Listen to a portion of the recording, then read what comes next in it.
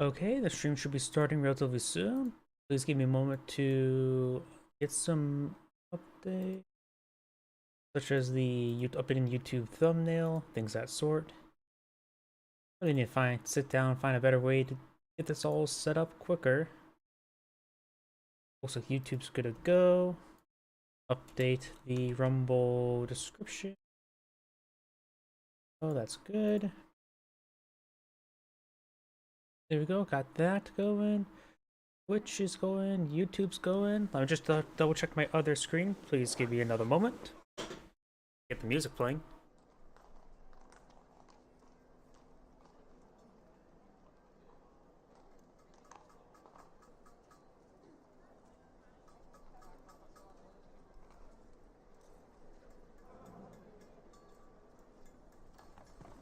Looks like my other computer's showing the streams are good. Let's see, YouTube's going fine. Twitch has a advertisement playing. Usually means a good sign something's playing.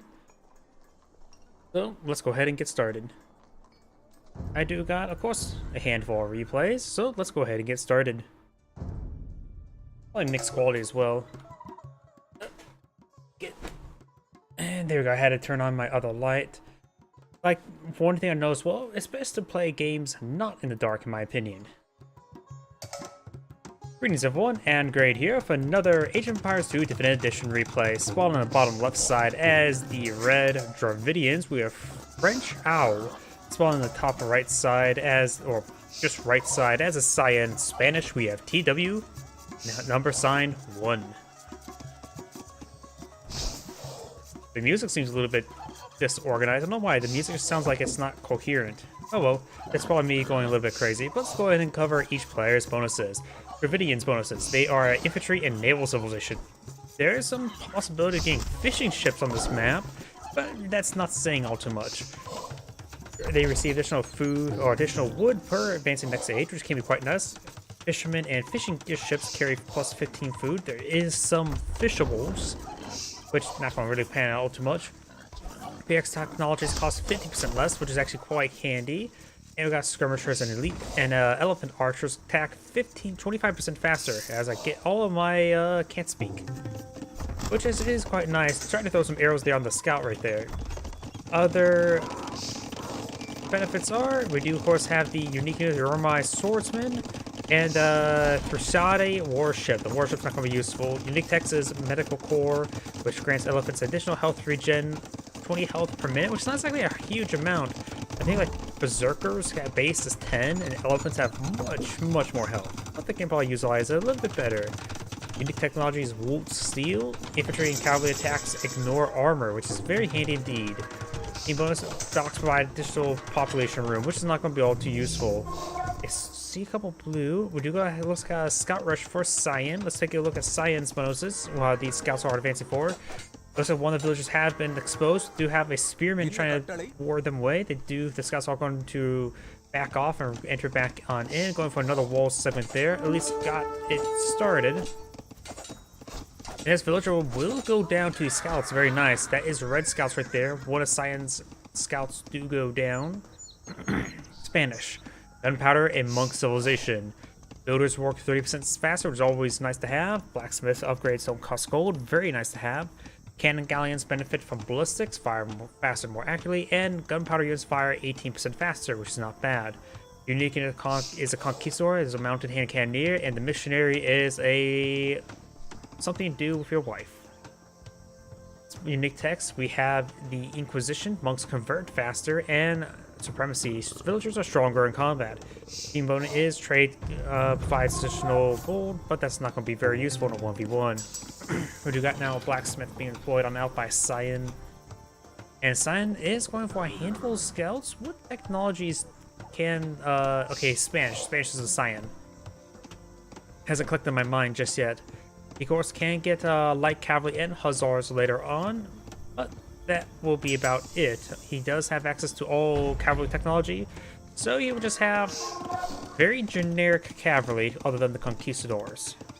They do have access. He does have access to paladins once he gets that point in time, but that's pretty far down the line. And there's no guarantees we'll go for it. You'll probably go for a lot of conquistadors. This is Age of Empires Definitive Edition, so it's not, it is actually an HD remaster, which is very, very beautiful. It does the original game quite well when it comes to graphics. Scouts are pursuing the Red Scout. He's going ahead and receives some fire there, or not fire, slashes there.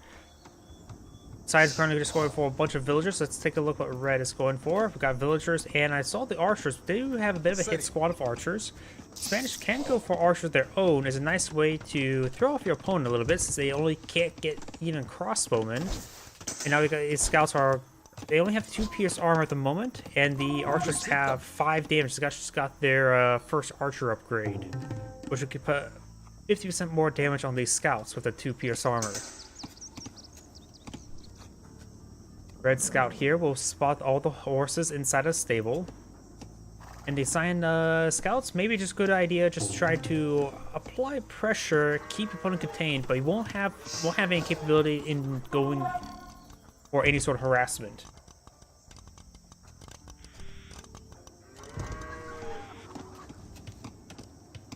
Oh, looks like it sort of slowed down a little bit. Red Scout does go down to the Cyan Scouts.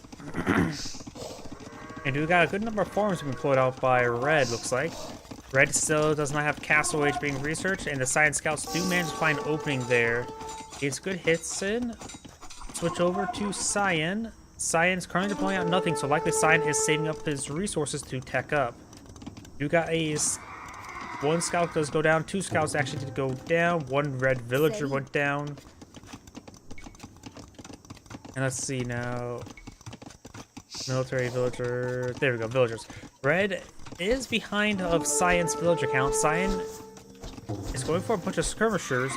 He has plenty of food for more scouts, or villagers, but not going for any. And he's not really, there we go, we got some skewing up. He may have been saving up at one point in time, but he decides to stop saving up and going for a big wave of skirmishers to force back these archers.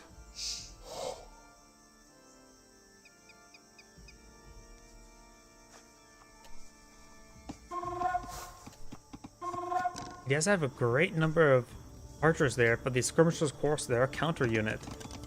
We are seeing Castle Age 4 red at the moment, as well as the Fierce Armor upgrade. Right now, skirmishers only do 3 damage. They did get their +1 range and damage upgrade. The archers have 0 pierce armor, so they will take a full damage for the skirmishers plus the bonus damage there. And apparently that's enough skirmishers to one-shot an archer, and they do pitiful amount of damage to builders and any other villagers since they have 2 pierce armor. Apparently these ladies' dresses are much more durable than archers' shirts. You have a great number of skirmishers here.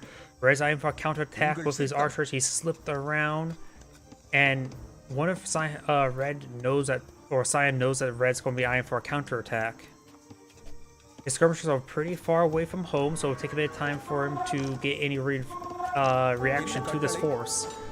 Over here, we got the scout and the skirmishers advancing forward. This single archer is trying to throw some arrows, and that is throwing some arrows to the scout cavalry. That archer does see a bit of hits. We got a good number of archers here, not advancing forward. Castle Age has been researched. He's saving up for Bodkin arrow and crossbows immediately. Does Cyan know about this army? No, he does not know about it. Remember, vision range in this game is actually pretty poor. He knows about those archers now. Castle Age is on the way. And there's a crossbowman upgrade. And look, it's annihilating the palisade gates. Crossbowmen do have 7 range, so they're able to outrange those skirmishers no problem. Skirmishers do have 4 pierce armor, but crossbowmen have 7 attacks, so each arrow will do 3 damage, assuming hits. Cyan will need to go for the elite skirmisher upgrade sooner rather than later once you get the research, as well as Bodkin arrow. Castle Age has been researched now. Farms are receiving some arrow fire. Bodkin arrow and elite skirmisher upgrades now being researched.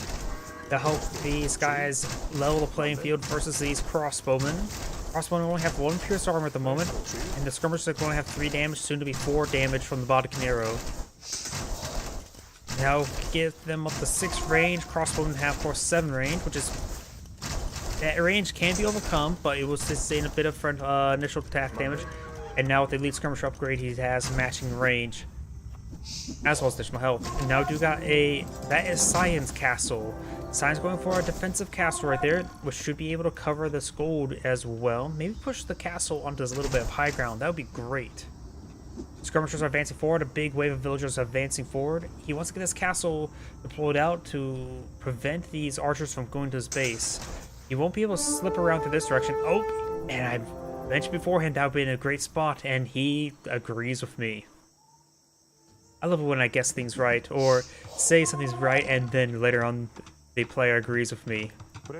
This game's like Dora the Explorer, right? If I shout loud enough at my screen, the players will listen to me and follow my command. Good hits there onto these crossbowmen. If he hits the ones in the front, he should be able to get at least the missed shots to hit. And missed shots do half damage, but still, that's better than no damage. Cyan's castle has deployed out. He will nuke out town center. Red has deployed out second town center. Village account is in favor of red by a small margin. Cyan is going for another town center now. That will help cover this breach there as well. And right now, Cyan's doing a good job of containing red into his base. Scouts coming on forward, trying to scout his opponent. He was successful and spots the Conquistador. That Conquistador gives him very important information right there. And we do have, looks like a siege workshop attempting to be built there. It was unsuccessful. I heard somebody getting chewed up by a jaguar right there. That villagers may be pursued.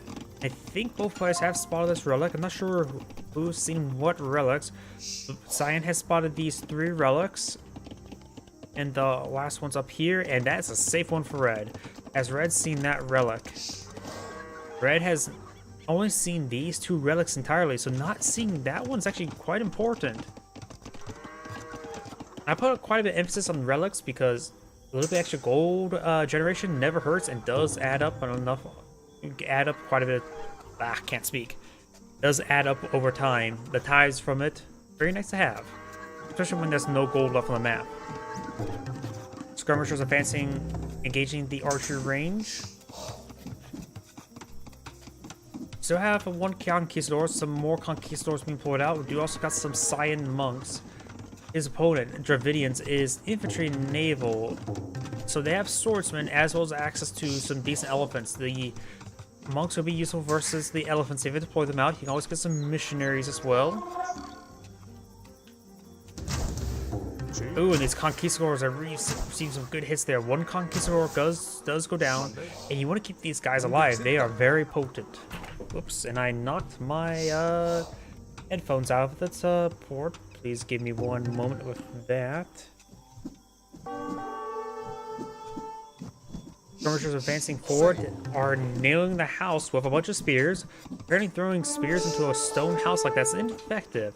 We do have a siege workshop here, either going for Mangonels, Scorpions, or even Battering Ram would not be half bad. Mangonels or Battering Ram would be quite useful in engaging these structures. Start whittling away, and this opponent has a Mangonel of his own, which can annihilate these skirmishers no problem. The Mangonel does have 7 range, so does the skirmishers, so they're at equal range, which means the Mangonel has a good chance of getting some great damage in. And actuality, having these couple of skirmishers advance forward like that wasn't half bad. It did alert his opponent that there's a Mangonel, and only losing 2 to that when they hadn't reacted whatsoever is actually quite handy for Cyan. I think Red's Mangonel was an attack move order. Okay, so we're trying to hit the skirmishers. Yeah, Cyan's Mangonel on the high ground is getting some good damage in. The high ground damage bonus will come in handy for the Mangonel. And here comes a pretty sizable hit there on the skirmishers. He's trying to get the Mangonel. He does get the Mangonel right there. Did lose quite a bit to take it out, but his own Mangonel is still up and going. Some of these skirmishers are not being picked off by his opponent's skirmishers as well as the Conquistadors. More conquistadors are being reinforced, of course. Skirmishers are getting hit. We do have the conquistadors braving Townsend fire. Townsend does have 7 damage, and the conquistadors have 4 pierce armor, so they sustain 3 damage from the initial arrow. All additional arrows will just do 1 damage. Ooh, that was friendly fire.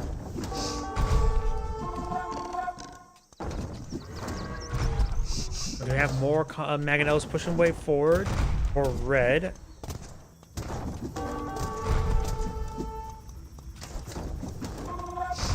And these farms are receiving a bit of fire. Skirmishers are starting to engage each other. Science, of course, quite wounded.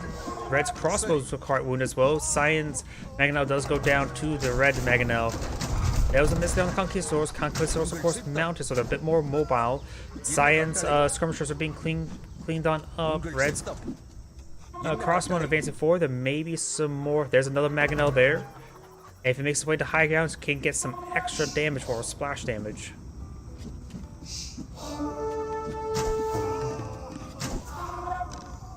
Skirmishers do go down. And looks like the Conquistadors are still trying to skirmish around. Conquistadors only have 6 range as opposed to crossbows 7. So they are outranged. They do avoid that burst there. Gets a pretty sizable hit there on those crossbowmen. Crossbowmen are the expensive stuff. Conquistadors now receiving some fire. And now, if you were able to get the Conquistadors engaged while the crossbowmen are stopping to shoot the Mangonel, that'd be great.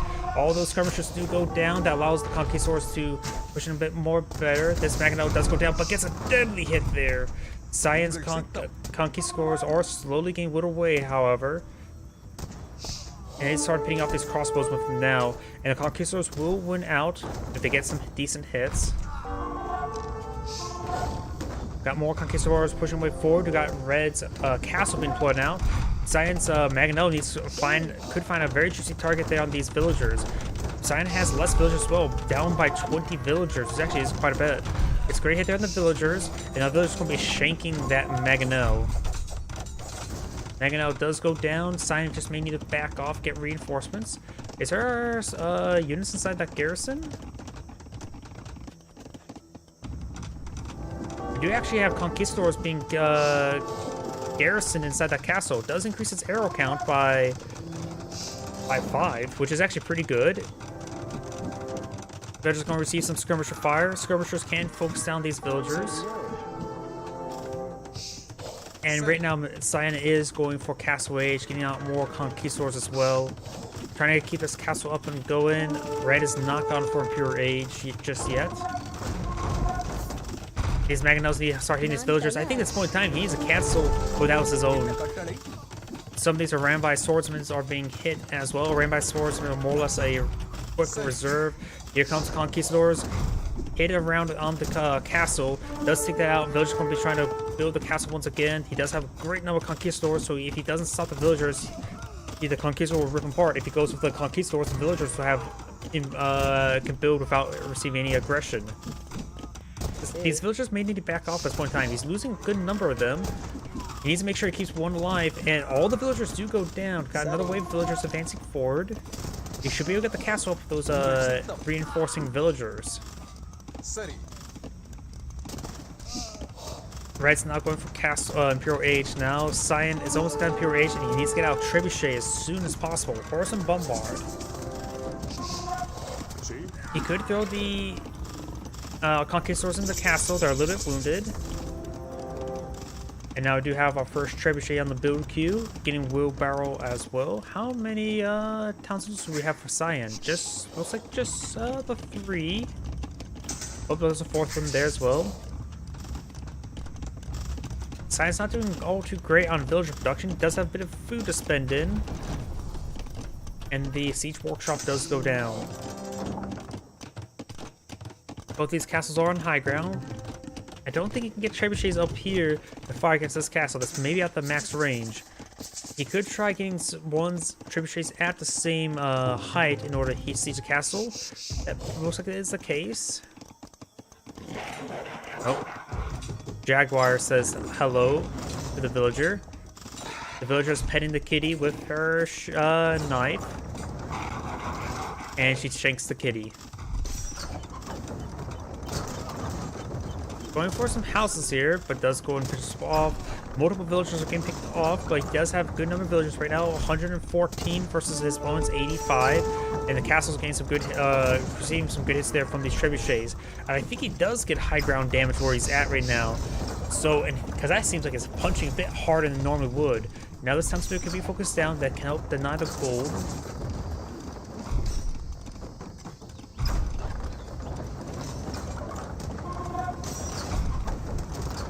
Okay, so it's making that advance. This spot his opponent hasn't received pure rage. No, that castle. He better not start building that. He has to deal with these trebuchets before he even attempts to build a castle right there. Cancels it. Good. Sign's going to be laying down a handful of stables, and maybe for light cavalry. I don't. Yep, he's going for light cavalry, then perhaps hussars. I think that other scaffolding may have been interrupted.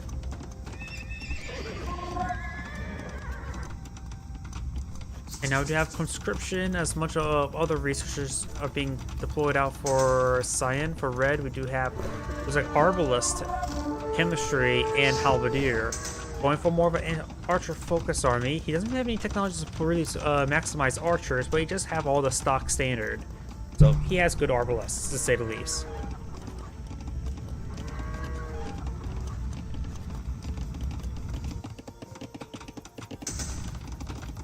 We got another Cyan castle being deployed on out. Very good. And now we've got some of these light cavalry advancing forward. Light cavalry is much stronger than the scout cavalry. And some of these villagers start getting gunned down.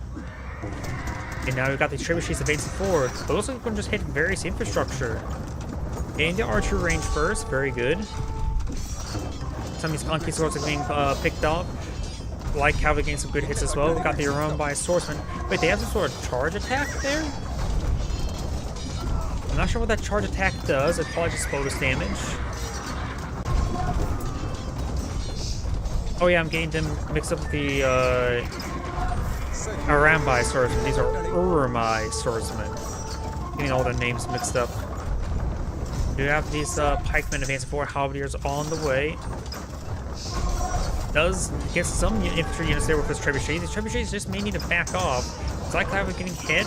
I think he has this castle garrison with some conquistadors, which will greatly increase the arrow count by 0 at this point in time. Like how we've been picked on off, we got some conquistadors on the high ground. They're getting focused down. There's a lot of skirmishers in this region, and halberdiers making the advance as well. Yeah, he needs to pull back these trebuchets. They did some damage, but now there's nothing much they can do. Though he is sending in these halberdiers to their death thanks to the nearby castle. Conquistadors trying to hit these villagers there, trying to interrupt the stone income. And he is getting some decent hits there on those infantrymen, but he does not pretend to get blast damage with his trebuchets. Halberdiers making their way forward, getting some hits there on these trebuchets. Red has a massive wave of trash on the build queue. He also has maxed out population. Science right now going for a night transition. So he got his light cavalry. He may be eyeing for some paladins. He is at Imperial Age to get cavaliers and paladins, but I don't see cavalier on the research queue, nor hussars.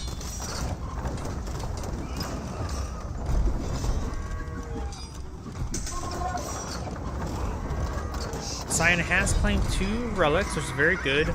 Red is likely to spot this relic by now. Now we got some knights advancing forward. He sees all the halberdiers. He may want to avoid that. Skirmishers, of course, are countered by knights.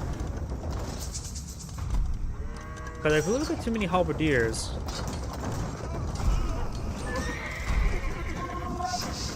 These trebuchets are slowly being picked off, but so are these halberdiers. We got more conquistadors on the build queue for Cyan. He may be not eyeing any more knights for the time being, or more light cavalry. Probably looked at the investment to get up the paladins. It's like, not worth it. He would do better off with more conquistadors.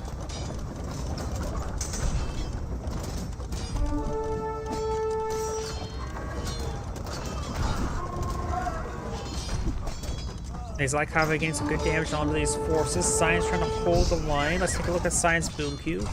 Red. Red does have a great production queue, but needs more food and wood. Gold's plenty. So he could go for his own Arbalest again. Arbalests were doing quite well, just needs a bit more wood for that. Both sides I have plenty of population space. Cyan doesn't really have a whole large force. Before I switched over, he was at 130. And he has a 112 villagers, so he now has a very, very small force. But he's doing a good job taking on these trash units. Red does have enough stone for another castle, but with these trebuchets in the region, he won't be able to deploy out any castles as long as those trebuchets are on the front line. Red does also, like I mentioned before, he has a good reserve of gold. Maybe we should eye spending it. And Cannoneers will be generic, pack a punch, but probably won't be all that great since they don't get any anti-infantry effect. Halberdiers charge on forward, getting some good hits there on the Conquistadors. Halberdiers are also getting tied up right there.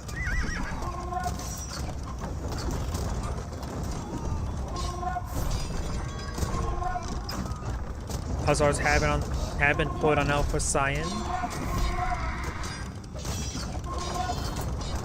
He's trying to throw as much trash there, but he's making no real advantage. He's getting slowly pushed back.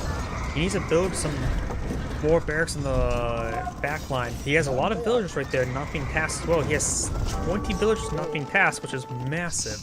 And he needs that wood. He needs that food. He really needs the wood.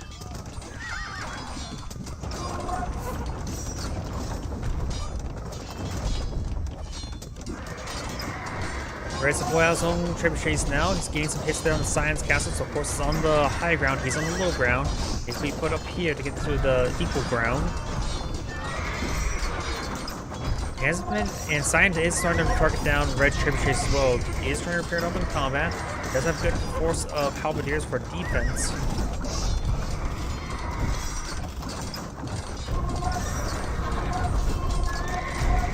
Red trebuchets getting hit, but Science are starting to slowly go down. Does take out the castle as well. Cyan could take time to regroup, perhaps get a big wave of Conquistadors. And against his opponent's current composition, going for champions wouldn't be half bad. Let's see how well, what his militia line looks like. He can get out champions, he can get out halberdiers, he can get supplies, he can get everything. I know I saw the new research that's going to be available soon. Not sure it's implemented just yet. There is a the new patch is probably coming out. We'll add a new pierce armor technology called Gambersons for the militia line. Hussars are trying to charge them forward, trying to deal with these trebuchets. They're getting hit by these halberdiers. However, one trebuchet does go down, starting to repair up the castle as well. And the castle does go down. And if he charges forward, he will run straight into the castle, in which the extra arrows from the castle, if he shows the garrison is Conquistadors, wouldn't be half bad.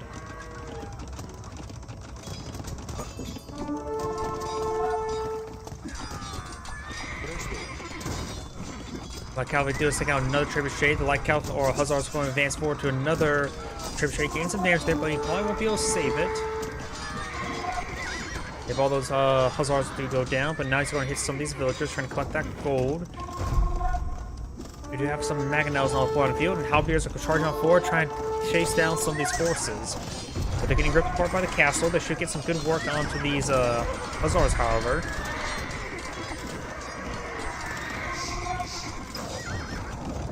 But it's going for another barracks, which he will need more production there. Has more halberdiers being built, and going for a defensive castle right there.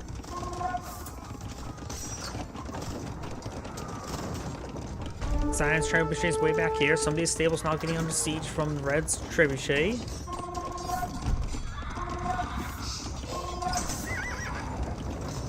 And it looks like Cyan's going to be eyeing to advance on his opponent from the southern flank. Red's castle is almost up and going. It looks like Cyan's trebuchet is eyeing for some counter barrages. His Hussars trying to advance forward, trying to get some hits in. Another trebuchet has been pulled out by Red. He's finally gets the high ground, so we'll take a little bit extra time to take it out. It looks like Cyan has gotten the Hoardings upgrade as well. I can see the extra health.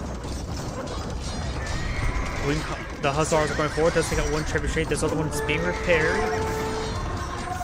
And it looks like those Hussars will go down. Conquistadors advancing forward, trying to get some shots on in. Yeah, but now those Conquistadors need to fall back. They're sustaining a bit too much damage right there.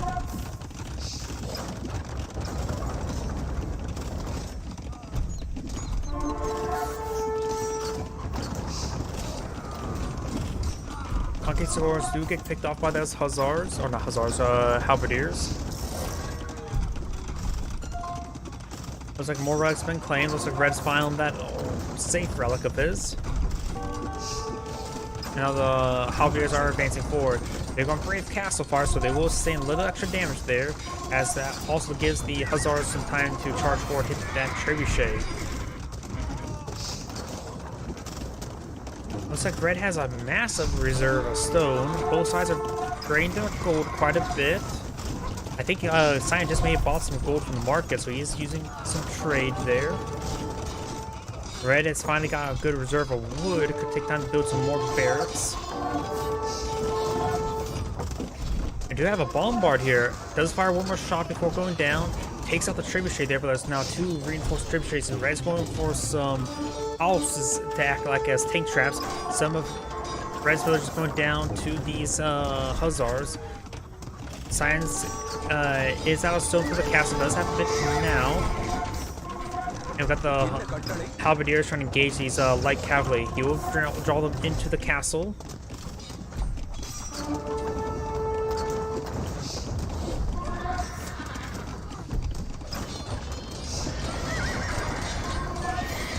Halberdiers going to be stabbing these Hussars, no problem. He's just going to stand there and fight. It's going to be a big loss there on the Hussars.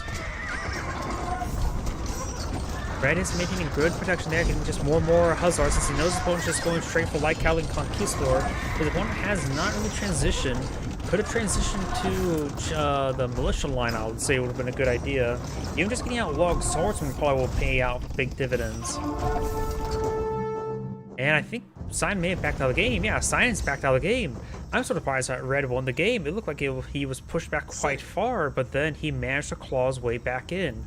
This is Angrade saying thank you for watching, and on to the next replay.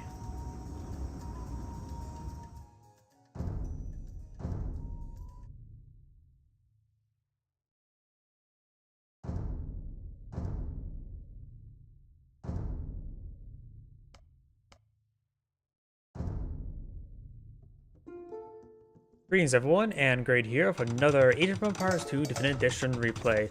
Spawn on top left side as the red Ethiopians, we have You Are Not Alone. Spawn as the gray Celts, we have Arzard 17, I'm guessing. Let's take a look at both players' bonuses. Civilizations. I cannot speak today, can I? Celts. Infantry and siege civilization. Infantry moves faster, starting in feudal age, was not bad. Lumberjacks work 50% faster. That's very handy indeed. Oh crap! That lag spike. Not sure what happened there. Siege weapons fire 25% faster, which can be very nice. Can't steal sheep, and sheep with 1 Celt unit's line size cannot be stolen. So a very sheep-centric benefit. Hard to ping right there, not sure why. You strong? I'm not sure what's... Looks like they may have nosed each other. And now we do got the village coming forward, trying to shank some rounds into the Red's scout there. Red was going to win that engagement, but it wasn't for that villager to interrupt his opponent. Gray came out on head because of the villager interrupting him. I cannot speak today. Sorry about that. I don't know why, I just cannot speak. Unique units of Wold Raiders, like a fast infantry unit. And unique tech. Strongholds and towers can fire 25% faster. Spear Kelta. Siege Workshop units gain plus 40% health. I wonder, what type of siege units can he get? Of course, got onagers and siege engineers, siege onagers. Quite a bit of chat right there. Not used to the amount of chats. For the red side, the Ethiopia civilization. It is an archer civilization. I do see a scout rush here, so I'm going to put it down to normal speed. Archers fire 18% faster, receive additional gold and food when advancing each age. Receive the pikeman upgrade free, but not the halberdier. Unique, and they can get halberdier. Unique unit, Shotel warrior. It's, I don't know what that infantry unit does. Unique text, royal hairs. Shotel warriors train nearly instantaneously. And torch engine, increase the blast radius of units. Looks like this red spearman finds a gray scout at his opponent's base. We have a militia rush down south. Up here, we got the good number of gray scouts here, but you got some decent amount of spearmen in reserve. Yeah. Villagers going to be repairing up this palisade wall, trying to prevent these men-at-arms from engaging.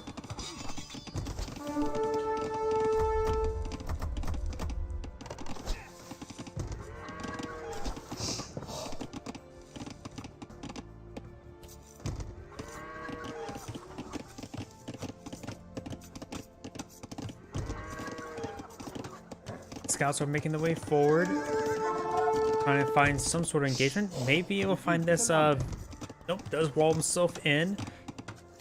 Could perhaps break down one of these palisade walls. Let's cancel one of the palisade walls now. Spearmen are trying here to protect. May get some good stats there. These scouts are quite winning. In fact, the 3 health one is in the mix as well. That's the initial one. Maybe set that one off the side to get some auto scouting in, because the auto scout feature is quite nice. We got these scout or spearmen are coming forward to support these men-at-arms. Scouts could charge in forward to over on these men-at-arms as well. Over here, some combat. Not sure what though. Whereas I have a decent force of archers here as well. Got one gray archer and skirmisher. The gray archer does get focused down there, very nice. And now the skirmisher is receiving some hits. Man-at-arms and spearmen advancing forward.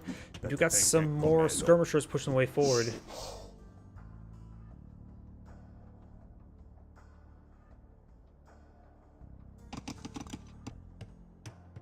Red's going for the first arrow upgrade. What is it called? Fletching? So fletching has been researched. Gray is currently just going for more villagers, no military at the moment. And Red's going to be advancing forward. Do have, of course, the 2 man-at-arms, 2 spearmen, and the 3 archers. A very mixed force there.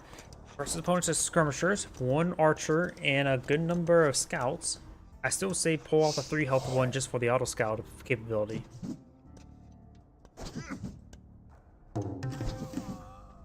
Does take out the one of the man-at-arms, does take out the archer as well. And now the man-at-arms is getting focused down. The 3 health one of scout was not even hit.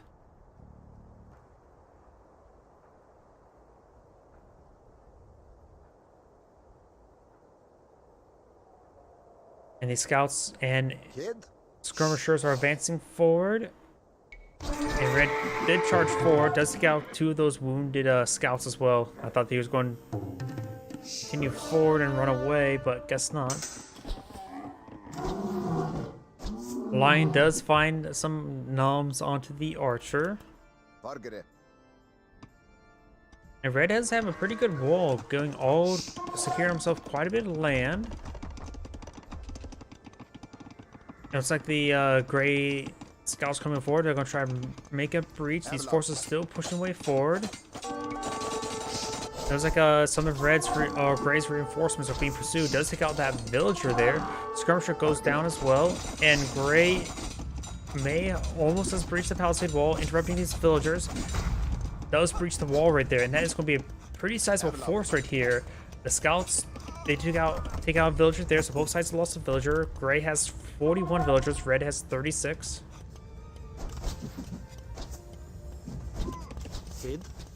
They're just going to make their way over to the town center now. Another red villager does go down. He has less villagers than opponent. Red is going for an age, or no, that's Gray going for age up. Red has his age up almost fully complete.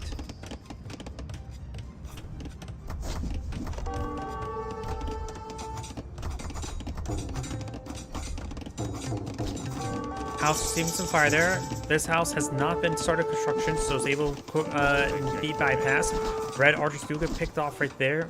Another villager goes down as well. Red is not in a good position. Does have some crossbowmen here. There are archers getting crossbowmen and Bodkin arrow researched now. Still got a good number of skirmishers here. They do have their own fletching as well. Villagers using some fire. Does get the crossbowmen and Bodkin arrow research. So able to outrange the skirmishers, no problem. Though the crossbowmen do need to still skirmish around. That villager does go down as well. Red's advancing forward, maybe trying to attack these skirmishers with his villagers. Villager does go down as well. Red is losing a lot of villagers, and Gray just reached Castle Age, so any sort of villager advantage from extra town centers because of Castle Age is becoming null and void.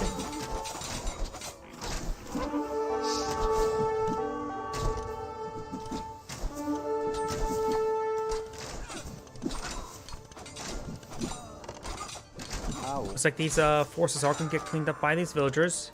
Red is down to 33 villagers versus opponents 42. Pikemen gain some stabs onto these skirmishers, able to get in within their minimum range. And does get a nice split there, and does go and throw a spear in the back of that pikeman.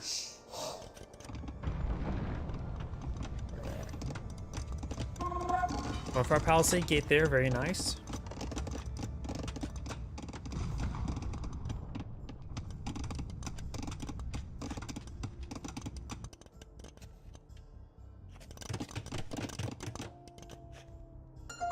These forces are making the way forward. Two of them are quite wounded. Got the crossbowman trying to eye for some counter aggression. Does spot the wounded skirmishers. Picks them both off. Got knights, however, in this region. He doesn't have bloodlines, does he? Only at 100. It's a bloodline of husbandry. I always get those two mixed up for the increased health. Oh yeah. You can get a husbandry, but not bloodlines. I think husbandry was speed, bloodlines was health. But I could get those backwards. Don't quote me on that.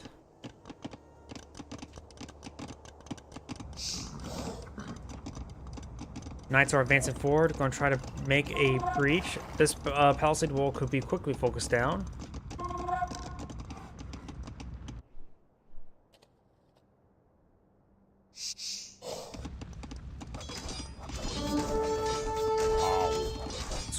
Crossbowman getting some hits there onto these knights. Got more and more reinforced skirmishers and knights as well. Ethiopians are an archer civilization, so going for skirmishers is a good idea. Knights will also be very handy. Siege workshop being employed on the front line for Gray.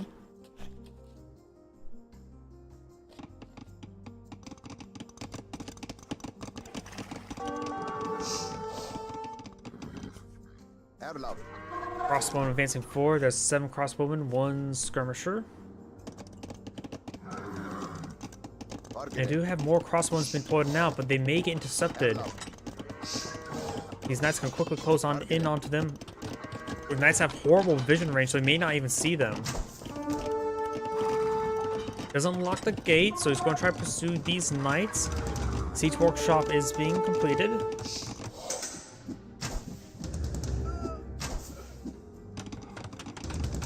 And a pair of mangonels are now being deployed out for Gray.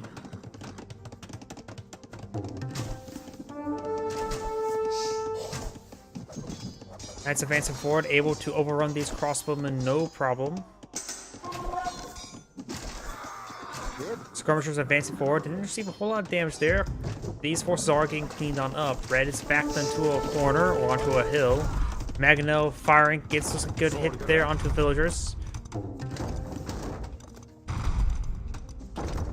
This town center is now receiving some fire from the Mangonels. Doesn't follow those crossbows in to hold open the gate. But the Mangonel pushes way forward, and he's going to just be content in sieging down this town center.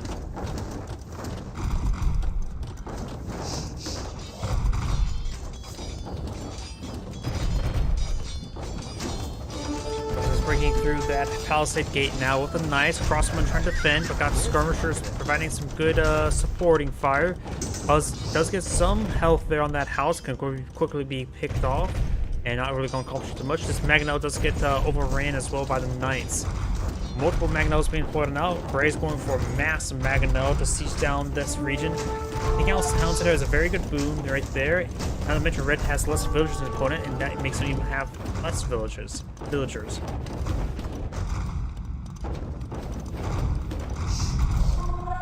These houses do go down. Now there is a breach right in front of him.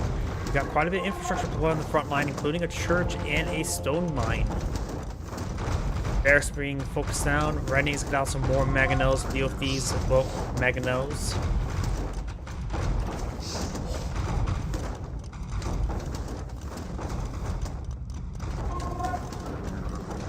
Knights, they do not engage that palisade wall there. Gets a good hit there onto the crossbowman.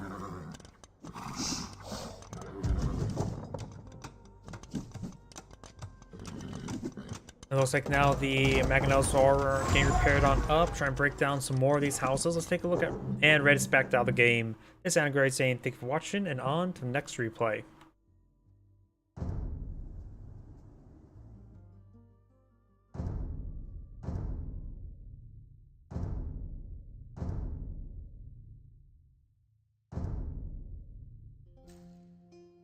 Greetings everyone, and Grade here with another Age of Empires 2 Definitive Edition replay. Spawning as the red Spanish, we have Saint Celia. Spawning as the blue Spanish, we have a foreign name. Let's take a look at both players' benefits, seeing how this is a mirror matchup. Of course, got the Spanish, they are gunpowder and monk civilization. Builders work 30% faster, which would be very handy building town centers quicker. Locksmith upgrades do not cost gold. Cannon galleons benefit ballistics. Gunpowder units fire 18% faster. Unique units, Conquistador, a mountain cannoneer unit, and the missionary is something you do with your wife. Unique techs, Inquisition, monks convert faster, supremacy, villagers stronger in combat. Now let's look at his opponent's benefits. Of course, the Spanish is a gunpowder and monk civilization. Okay, that's enough of that joke. These town centers are very close to each other. Got some pig and boar there, so you got your domesticated pig and the wild pig. That boar does get cleaned on up. Villagers are going pushing forward to claiming some ibex out in the field. Granted, this is Nomad. You don't get scouts to help herd these wild hunts, or at least not the wild hunts, the fleeing hunts rather than the aggressive hunts like the boar. That boar goes down as well. Do got some fishies being collected up here by Red, and over here we do got fishies being collected by Blue. So this map is going to get very, very congested very quick. Blue's going for a line of houses there. I think they have a good idea where each other's at. Red does not know where Blue is at, while Blue does not know where Red is at either. Though there could have been the build radius spotted when they were in both Nomad from the town center build radius. We have a marker being employed out right there. Holy crap. And still, look at that. They don't see each other just yet. Literally 2 tiles away before being spotted. Oh, Red definitely seen the market there, so Red does have the vision advantage. Realizing this is both a blacksmith and a market there. I doubt he can rush those down or stop his opponent from aging up. Red does have a very good, well, Blue has a very good defensive circle. I see a watchtower there, still hasn't spotted the mining camp there, so Blue does not know where Red is at. Oh, where did all the fishing ships go? Wait. There's no war galley or fire galley on the field, so why is Red's fishing ships going way over here? There is a fire galley. So it looks like these fishing ships are going to ring around the rosy and cross the entire island.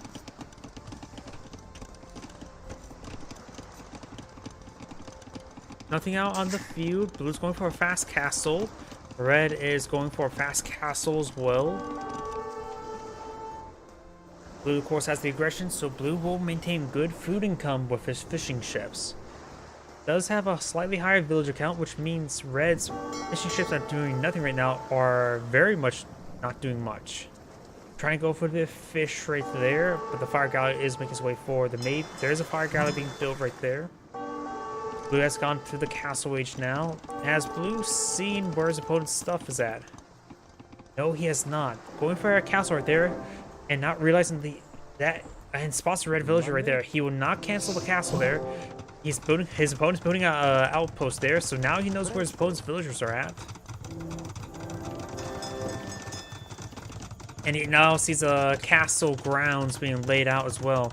Looks like Blue's lack of scouting of right there is being very, very problematic. He needed that castle, camping that gold. But I think he was trying to camp this gold here. This is a massive failure for Blue. So Blue does have maintained good naval supremacy at the moment. But now Red's castle is complete. Blue can deploy out a siege workshop and delete a house and bring it in to smash its head against the castle. In fact, maybe actually ankle there with a...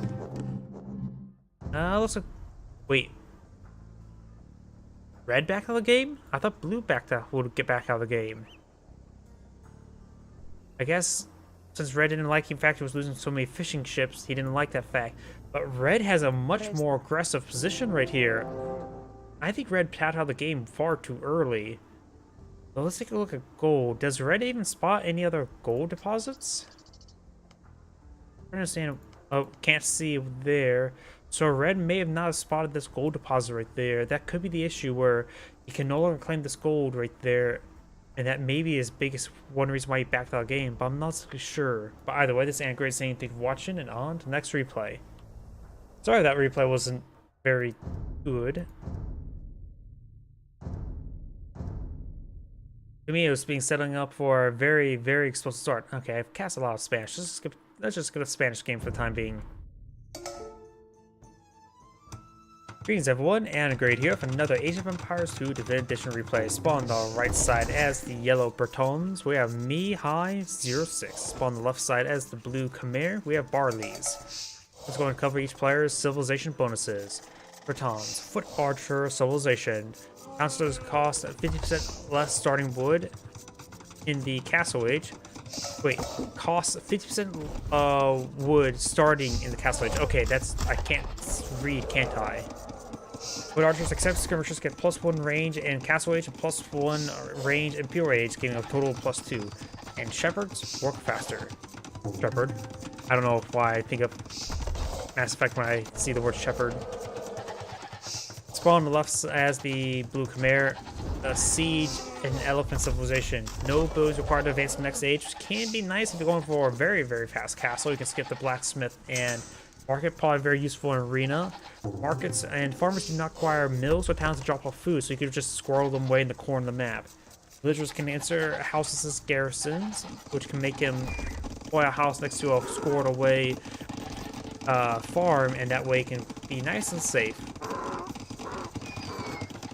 Plus elephants, mounted scorpion unit. Swords, battle elephants get +3 attack, double crossbow, guarantees ballista, elephants and scorpions 2 projectiles, and team bonus scorpions get +1 range. And I think I covered the other upgrades for the Britons. Yeomen, mounted unique units, the archer, longbowman. Can't speak. Yeoman's +1 foot archer range, giving him even more range for his archers, and +2 tower attack. Warwolf, trebuchets do blast damage. So that is a total of 3 additional range you can get with those archers, and you also have access to bracer. So your arbalists and your longbowmen have really good range. And I hit my knee against my table. Sorry about that.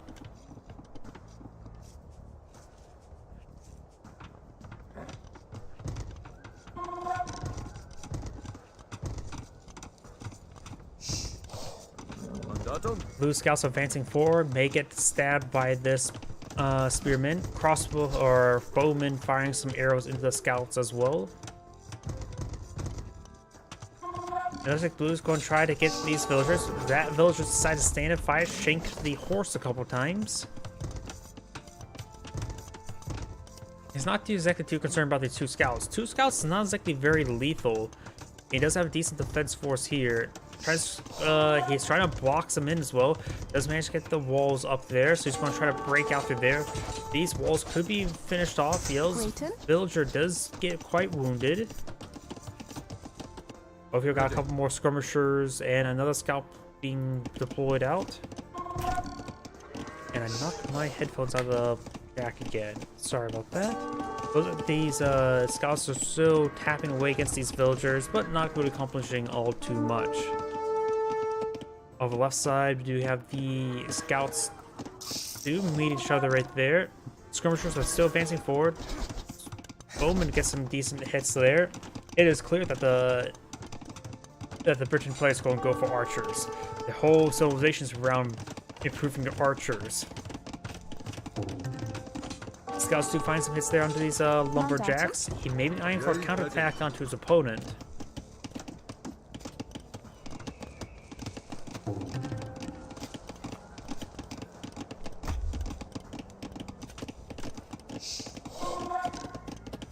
These scouts are quite wounded.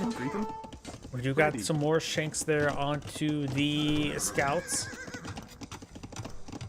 Scouts are getting quite wounded. The spearmen should be able to poke each one once to not kill them. It does lose a villager there, but does take out both scouts with that villager. Or with a trade for that villager. Yellows also has less villagers at the moment, 28 to 31. Now Yellow's advancing forward with his archers. He's getting out his fletching upgrade now. His opponent has not received fletching just yet, and he's on the high ground, getting some good damage there on the archers. In fact, he moved ordered them so far forward, and now they're getting picked apart right there. Yellow's losing a pretty important engagement right here. He needs these foot archers to stay alive, because he needs to keep them rolling. But right there, this time, he keeps them rolling on the ground and dying and bleeding out.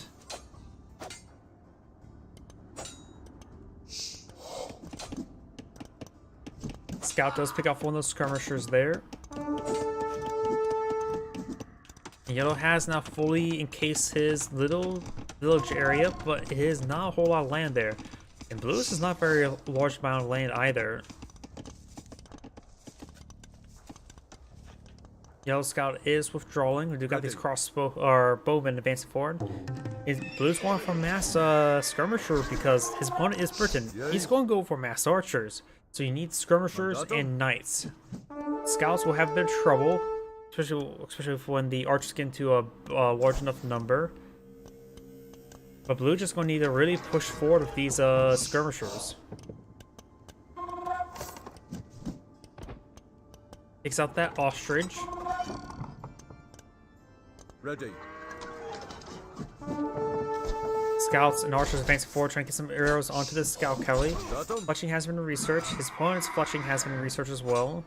Scout is getting some hits there.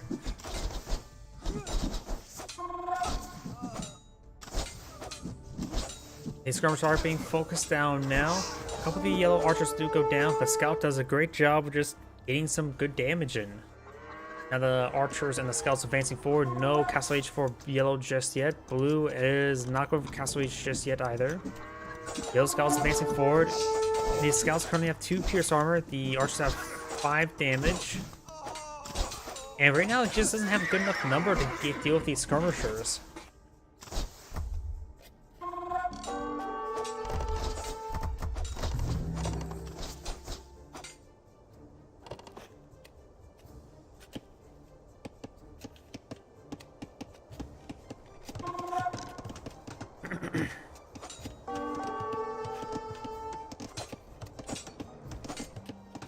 Yellow scouts, he's doing a good job of maintaining good scout supply. Now help him get a good front line, control some fire from the skirmishers, as well as hit them in melee. Skirmishers now do have some armor research, both pierce and hack armor. And looks like this force is just going to fall on back. He needs Castle Age. Blue's going for Castle Age now. Yellow has no Castle Age at the moment. He is saving up his food.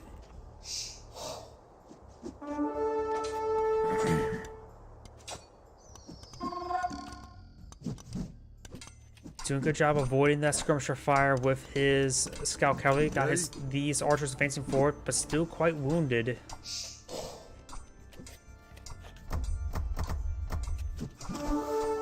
Let's take out that archer right there.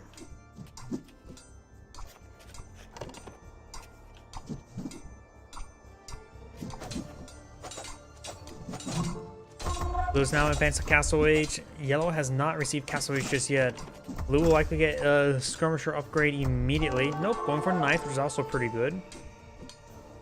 He also needs to get probably more focus on the Knight Pierce armor than the Hack armor. You got a forward town center being employed out right there, trying to secure up that full supply. And now these scouts are going down. Yellow's force is going to get cleaned on up. So far, Yellow has not been doing well in these engagements.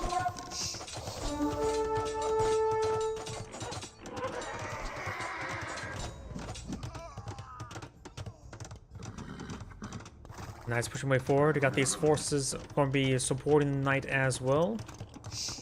Let's see what Yellow's going for research. More archers, Castle Age.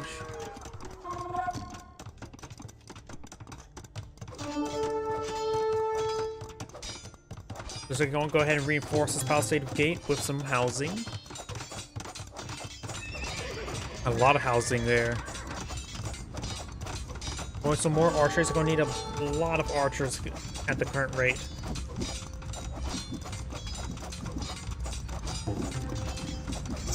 Castle Age is now available. Getting out some knights as well.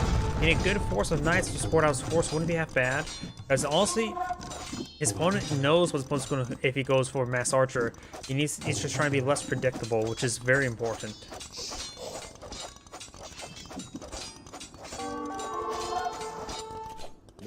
Skirmisher is just trying to harass these villagers as well. He doesn't have a whole lot of wood in his town area. Yellow has a handful of knights now. Does cancel one of those houses. Now we do got a big wave of crossbowmen now being deployed now. I haven't seen Bodkin Arrow just yet, have we? Nope, he has gotten for Bodkin Arrow. Ready. Crossbows now have 8 range, 7 attack. I do hear this monk there. His body blocking does claim a knight for himself. Great body blocking there for skirmishers. Does take out the monk there. He knows that his force of skirmishers are vulnerable to knights, so he's already preparing a counter with monks, it looks like. Or he was just trying to go from relics right there. Yay.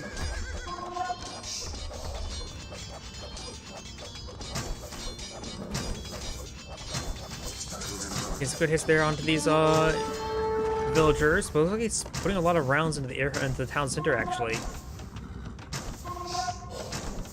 You have now the elite skirmisher upgrade. We may see some light cavalry as being employed out as well. Oh, going for pierce armor, which is actually very important.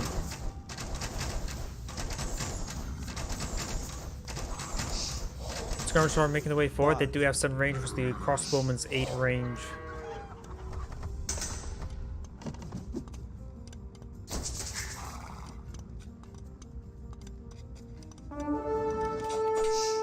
Looks like this skirmisher will be picked off by this scout.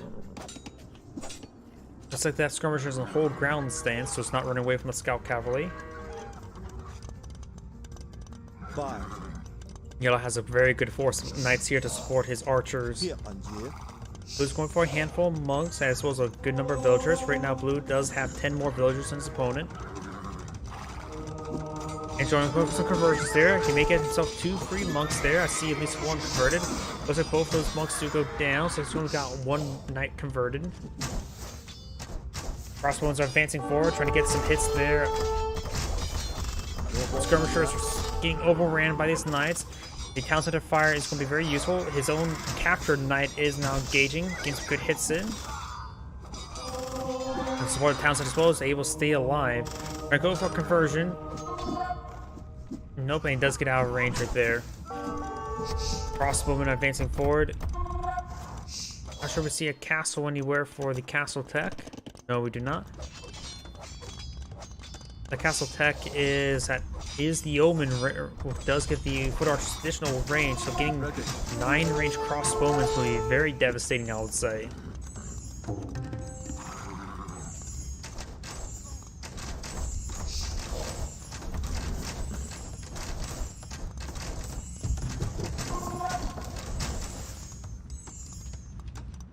Those monks are getting some brood healing there. We've got more reinforcing knights. Right now the monk's range is 9 and the crossbowman's range is 8, so as long as the knights stay close to the crossbowmen can protect the knights. Mangonel pushing way forward. We got Blue's single knight going to be overrunning the Mangonel. And we'll be saved.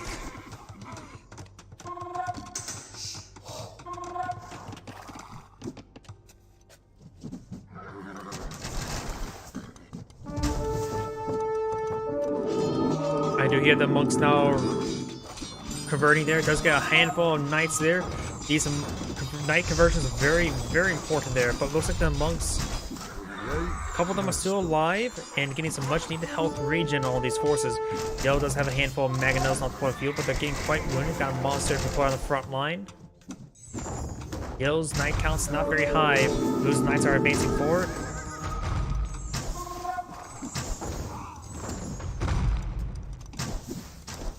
Yellow's knights cannot advance forward as long as there's monks in the region. Yellow's knights are getting sandwiched between all these forces. That seemed like a deadly hit on his own force right there. All of Yellow's knights have been cleaned on up. Does only have crossbows remaining. Trying to stand there and fight. Does back himself to a corner, which is good. Yellow's Mangonel is still alive, or Freshwood is still alive.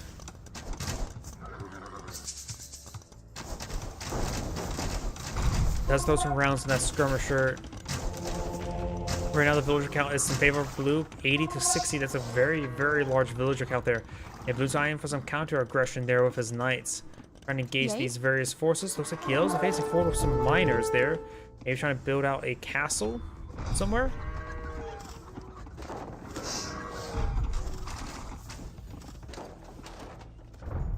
Blue's knights will not be able to spot this. They don't have very good vision range. But these skirmishers may spot the migration of villagers. Knights and crossbowmen still applying pressure to Blue. Blue still has a superior number of villagers. And there's Yellow's castle right there. That is pretty close to that town center. The town center may be in range, but the castle will be built quite quick. It could throw some of these archers into that castle as well to greatly increase the arrow count. Knights are advancing forward, may want to hit these villagers. And over here, Blue's knights and skirmishers are pushed on way on in, but Yellow maybe just trying to force opponent to an all-in situation with this castle placement. That is a very aggressive castle. Castle has been built. You may want to start collecting that opponent's stone right there. Nope, it's going for the mining encampment for the gold. Scouts being reinforced. That is just a regular scout, not a light cavalry. We have another wave of knights advancing to Yellow's base as well. Yellow does not have a lot of defense for these knights, against these knights.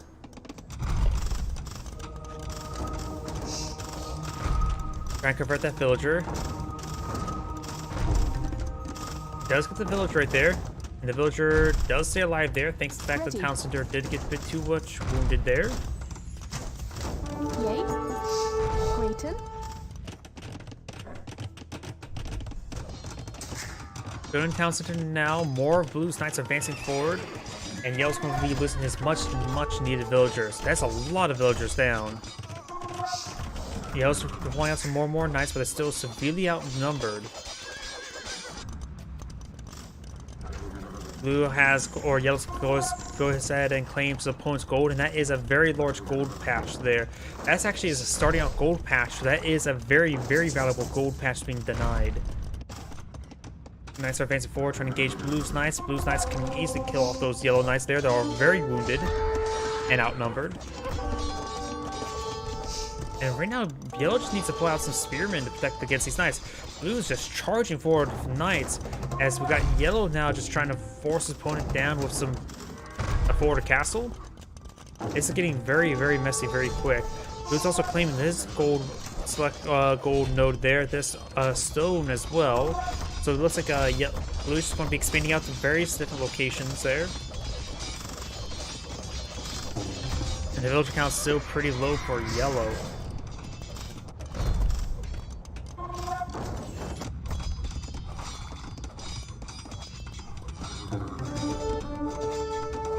How's receiving some much needed repairs. We got these knights still going around, able to draw towards the town center fire.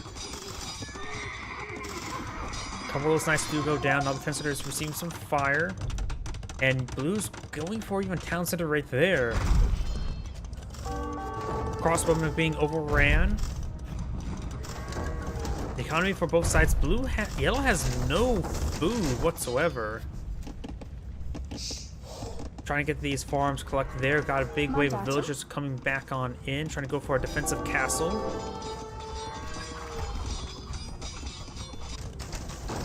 And over here, Blue's town is still under siege from the crossbowmen and the Magno. Going for a battering ram wouldn't be half bad. Help to destroy these buildings. We got another town center being put out by Blue over here, and he still has knights in the mix of everything.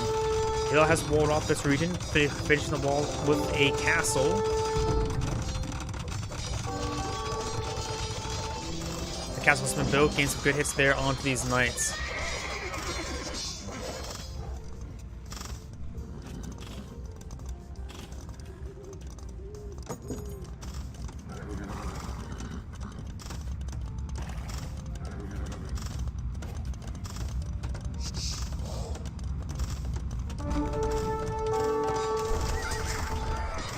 Knights are getting some more hits there from this town center. And looks like all those knights do get cleaned up, but blue still has a good number of knights in this region. You may not have murder holes researched either. Murder holes have not been researched, so these knights can rush forward on this castle and quickly knock it down. Crossbowmen's moving around trying to find an angle, but can't be overrun by these knights.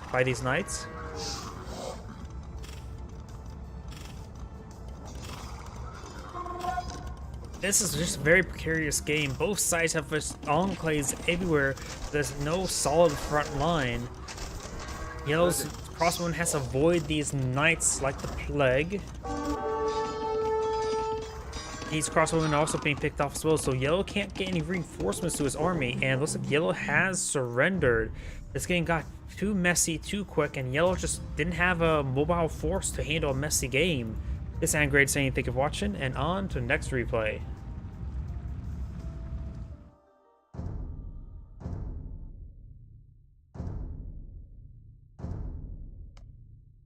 Oh yeah, I got 2v2 here. I'll do that last, because 2v2s tend to cause some UI glitches as well. Chinese mirror. Greetings everyone, Angrade here with another Age of Empires. Yeah, I'm about to sneeze. Okay, Sneeze is still there. Spawn on the top our left side as the orange Chinese. We have Obadai. Spawn the right side as the green Chinese. We have RD Kick 0. Let's go ahead and cover each player's bonuses. For the Chinese, they're of course an archer civilization. These are 3 additional villagers, 50 less wood, 200 less food, technology cost 10% less, and starting in a feudal age, castle age, imperial, positive support, 10 population, and +5 line of sight. Demolition ships have +50% hit points. On the right side, as the Chinese, of course, a archer civilization. These are 3 villagers, less wood, less food, technology costs less each age, and towns with support population. Demolition ships hit 50% of hit points. Of course, they have the unique unit of the Chuko Nu, unique text, the Great Wall, increases tower and wall health. And rocketry, Chuko Nus get +2 attack, Scorpion gets +4 attack. Forms provide additional food as their team bonus. Looks like this green's going for feudal age. Orange has feudal age as well. The green had get ever so slight advantage with the feudal age. And we of course got the scouts pushing way forward. We got a defensive spearman as well. Green scout is quite wounded. We've got more green scouts, and the spearmen are stabbing each other, trying to get the high ground. But of course, green just calls for his buddies to help shank his opponent. Got 3 spearmen, 2 scouts versus 2 spearmen and 2 scouts. Both side has a wounded spearman, but looks like orange finds an opportunity to gauge the scout and takes him out. Another green scouts being deployed on out. You got a line of houses as well, trying to help encase that gold mine. Good is there on the spearmen. And now the scouts could perhaps engage some of these forces. Spearman's going to try to shank some of these spearmen.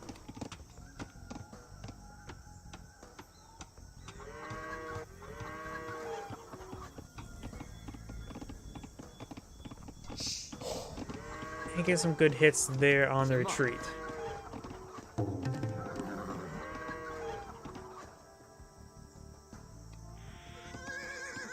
Orange scouts can make their way down south, trying to find a better opportunity, perhaps away from those spearmen. You may hear my drink open up. Please give me one moment. Sorry about that.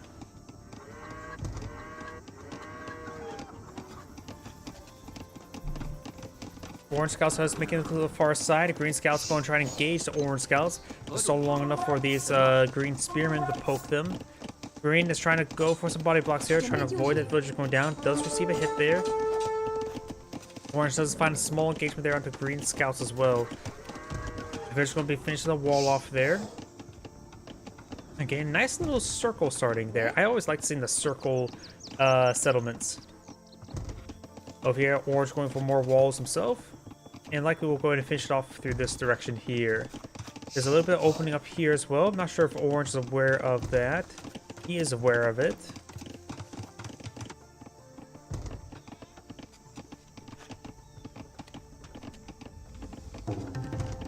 Orange scouts are making their way forward, trying to find any sort of engagement. Now there's a big wall off right there, so no one can escape up through here. There's an opportunity to escape through here, but there's not much of an attack through there. Green and Spearmen are in a good position there to defend. And Green's going to pull out another house there, reducing the potential combat width. Orange Scouts does pick off one of Green Scouts. Very nice. Very, very nice. Villager does save himself right there. Can perhaps go ahead and cancel some scaffolding. And this wall is still slowly being built.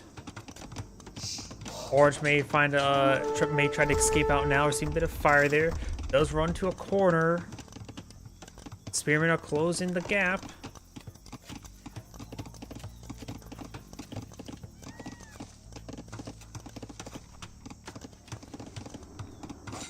It looks like Orange will find a potential engagement there onto Green Scouts, seeing a good time to get some slices there away from town center, away from the Spearmen. And Orange, ooh, Orange, Green Spearmen pulled back for a brief moment. They could have potentially got some stabs there. I don't want Orange Scouts to go down, so Orange has lost 2 Scouts there. Maybe good idea just to back off at this point in time and have the Scouts just go around scouting. Green may eye for some counter-aggression there. Spearmen and Scouts are not exactly the most deadliest forces, but they can do some work in. We do have a Palisade Gate being deployed on out.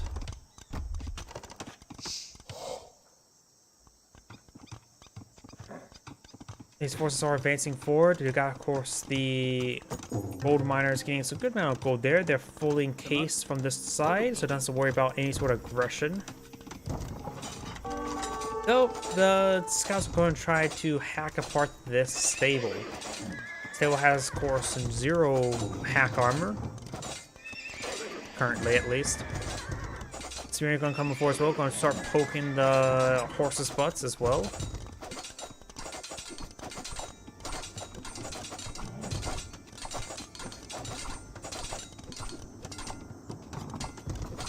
Of course, a couple of villagers repairing that up will take no time whatsoever. We do have these houses and walls being built as well, so soon there's going to be a fully defended settlement. Looks like Orange is going for a bit of a reserve of Spearmen. Orange is going for Castle Age. Green is going for Castle Age as well.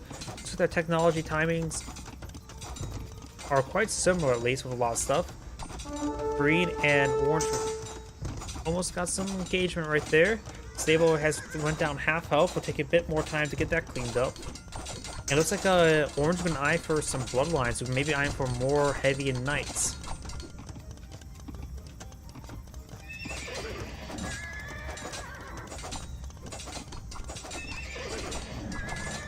And orange has received Castle Age right now. Green should have his Castle Age up soon as well.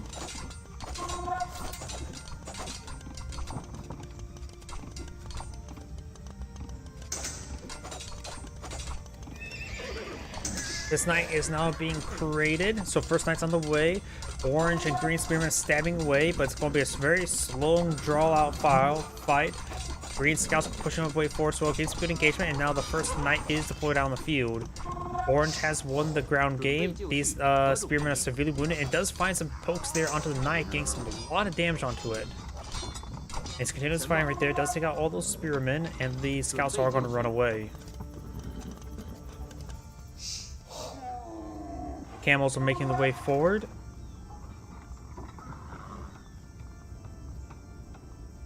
And Jaguar does find some bites on the camel. Bit of an ankle biter it is. Camels starting to engage these knights. We're also going to try to counter the knights with camels. I just realized something. Chinese apparently can pull out camels. Who knew?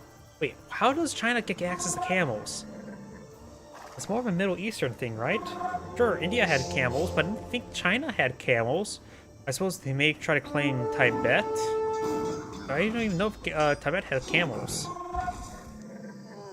Can the Mongols pull out camels? Too many questions. Can they pull out heavy camels? They can get a heavy camel upgrade as well. So green is eyeing for big defensive camels versus opponents going for a large number of knights and camels there. They're doing a whole lot of nothing right there. Scout does get cleaned on up. Tiger is going to go ahead and bite the ankles of that camel. And now we do have a monk deployed up by orange, maybe trying to heal up this force. This force is a bit wounded. And then Spearman up on push on forward does get some pokes there, but green's force may get cleaned on up by this army.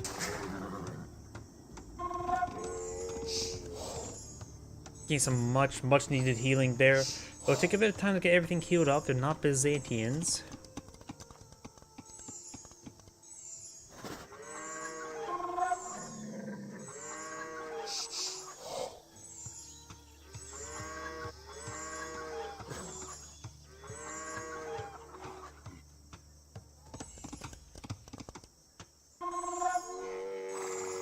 Again, this healing up is actually quite important. It does give you a lot of resources back.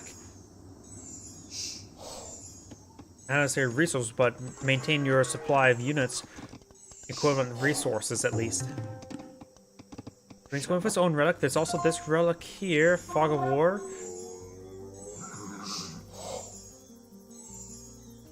Force doesn't see any of this force right there. Does notice the relic may have disappeared. That could give him an idea that that relic has been claimed. Starting to engage. We got camels versus camels with some knights. Orange going for a convert there. Does drop the relic there, trying to get the convert himself. Trying to go for this camel there. That camel does not get converted. Got a big engagement here. Green has lost quite a bit of force right there. Orange is getting all that extra healing there on his force has been very useful there. Does convert one of those camels right there. Green does go ahead and get a nice little choke point there. Pouncing is firing away as well. Camels, of course, at this point in time only has 1 pierce armor from research. They start with 0 pierce armor. Just cloth armor for them. And Orange is going good and falling back. Green did lose quite a bit of force there, and he's also pushing forward. Orange has claimed that relic as well. Has Orange seen this relic? He does. Here, this force healed up will be very handy indeed.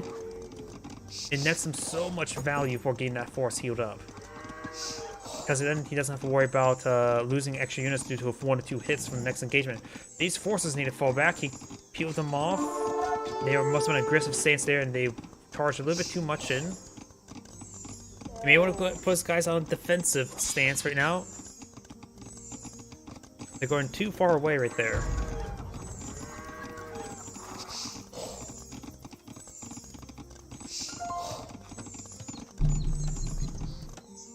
We got some more relics being claimed by Orange. That will be a second relic for Orange.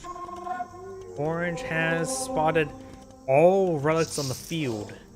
And even has a scout camping this relic there. Green has spotted only these 2 relics. Does not see this one, but this should be a safe one from the grab. And this one as well. But there's a scout camping this one as well. He has to initiate a patrol move there, so it's easier for the monk to heal everything, so he doesn't have to move around. Green does have a patrol move there as well, trying to group his forces. And Green's going for more villagers and camels. Right now, the villager count is in favor of Green by a fair margin, head by 13. Another relic has been claimed, this one by Green. The fact this monk walked away may suggest that he may have ordered him and queued moving back. Yeah, he's going straight back to the monastery, not realizing that he is coming back empty-handed. Camels want to engage each other. Orange's force is quite healthy. Yeah, spot this green monk there as well. He could try overrunning him. I don't think that's really a possibility. No, the knight's going to go for it. It's a good damage there, but right now, big movement blockers issues. It does overrun that force there. It stops relic from being claimed, but it's pretty safe for Green at this moment in time. Orange monks are on charging forward. He may be able to run forward to grab a relic. That relic. To be a bit bold, I think he's going for it. This guy's going for it. And he claims a relic there. Oh, and there's a fresh camel that popped out right in between those two monks. It's a little bit safer for Orange to pick up now. There's a lot of movement blockers in this region. That monk is right there, not trying to claim the relic. There's some units inside this stable, a couple camels. You just may keep in reserve.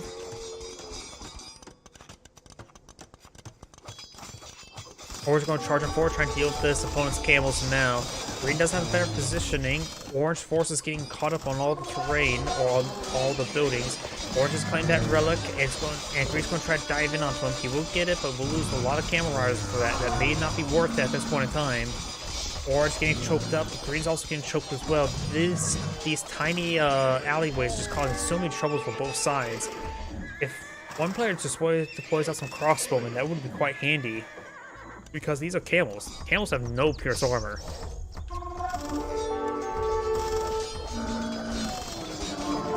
This guy's charging forward, gets some good damage there on the camels.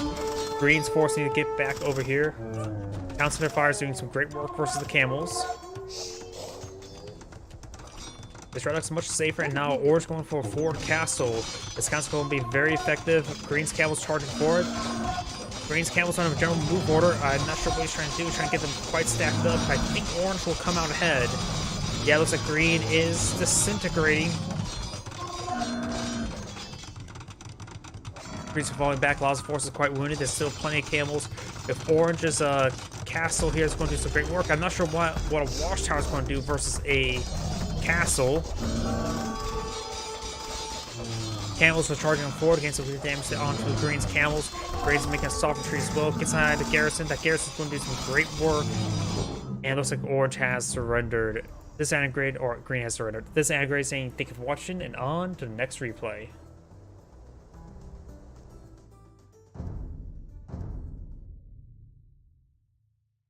And, oh, not that replay. Chinese, there we go.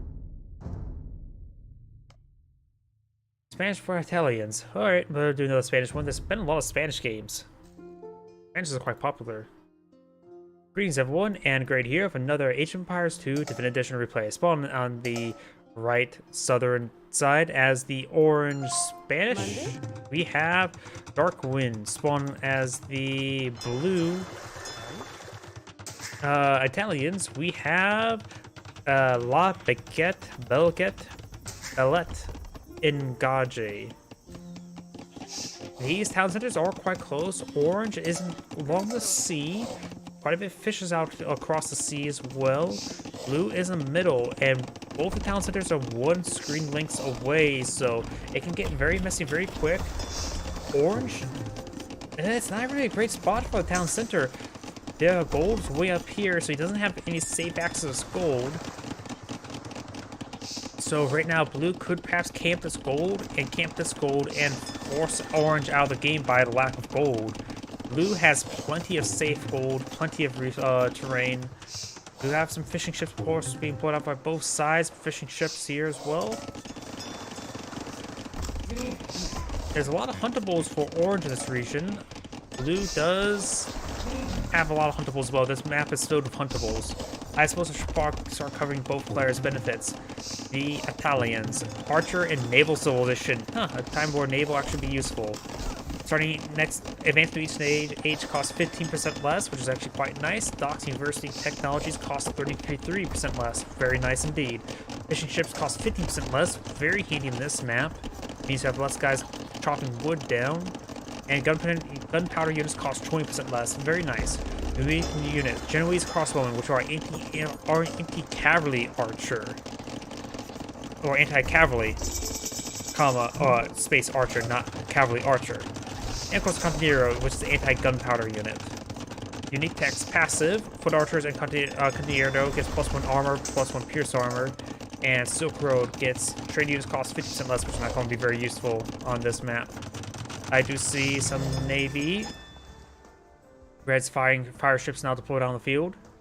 Or oranges, blues. I cannot speak today, can I?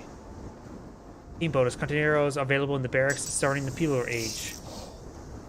For orange, the Spanish. Spanish, of course, a gunpowder and monk civilization. Builders work 30% faster. Blacksmith upgrades do not cost gold. Cannon galleons benefit ballistics. Gunpowder units fire 18% faster. Unique units is Conquistador. Missionaries on a monk mounted on top of a donkey. Unique text is Inquisition. Monks convert faster. Villagers are stronger in combat, supremacy, and trade units. Once again, not very useful.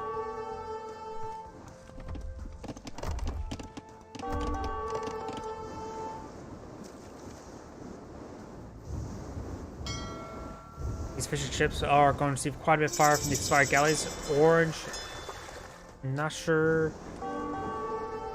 Hasn't gotten any fire galleys just yet, so blue's going to maintain naval supremacy, no problem. And I think orange just recently got a feudal. No, that's his castle age. Orange going for fast castle. Those are foot archers versus a castle. That's not good. For blue, he's not gone for fast castle, so he's going to be fighting as imperial feudal age for quite some time. He doesn't have access to even battering rams to batter down this castle, so this castle is going to be a power play. I thought this is going to go poorly for orange, but if orange decides to go for a fast castle, it's going to be very, very effective. Let's take out one of the archers there. 3 archers, not a huge danger. Not to mention, a lot of his guys are not exactly exposed either. And now with this gold and stone very much secure, blue's in a bit of bad position, but he can withdraw to these other resource nodes up north.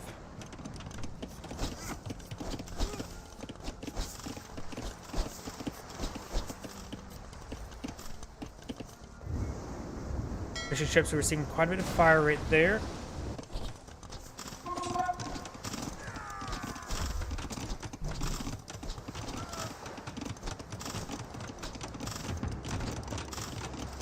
We have is that a watchtower? Yeah, watchtower. I'm not sure what the watchtower is supposed to try to do. I'll just try and deal with the Conquistador. Conquistador is alive, but barely. It looks like they're just going to try to shank the Conquistador. The Conquistador does go down to the watchtower. The watchtower is, of course, not in range of the castle, though. The watchtower does have +1 range because it's probably gone for the Fletching upgrade. So it could potentially outrange a castle, but it's not going to be very useful, honestly. It'll take a couple thousand arrows, probably 5,000 arrows to take it out. More and more Conquistadors being pulled out by orange. Blue is now going for Castle Age. He will need out some battering ram. A quick battering ram would be quite useful against the castle. The Conquistadors do pierce damage, not hacking damage, so the extra armor on a battering ram would be very useful, though these villagers nearby could shank a battering ram. Doesn't get inside the town center, trying to avoid any additional fire. Castle Age has been researched. Orange could try to go for a fast and pure rage to get out bombard cannon or trebuchets. Blue is maintaining naval supremacy, which is very useful helping that food income. That's very important for blue right now, seeing he's on the back foot right now. I just thought I saw blue going for a defensive castle right there. Now we've got some battering rams deployed up by the Spanish.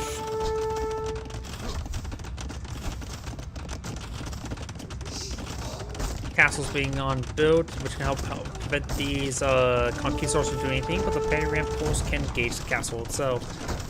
Barracks does go down. Battering rams going to be engaging these structures.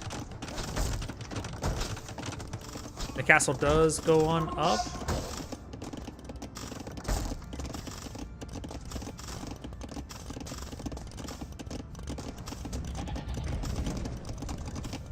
Outpost does go on down. Orange is going for a town center to help secure this gold. Orange is doing a good job securing this gold. And this battering ram will be shanked by the villagers. The conquistadors getting some good hits there. Dive inside the town center, ward away those conquistadors. And the battering ram is slowly being whittled away by the extra arrows. Next volley will take out the battering ram. Very good. And Orange is going for some more battering rams. This town center has been built. Orange is going for more villagers and conquistadors. And that's the second town center. Blue does have less villagers opponent, but does have, of course, these fishing ships, which is both good and bad. They have a longer travel time, of course.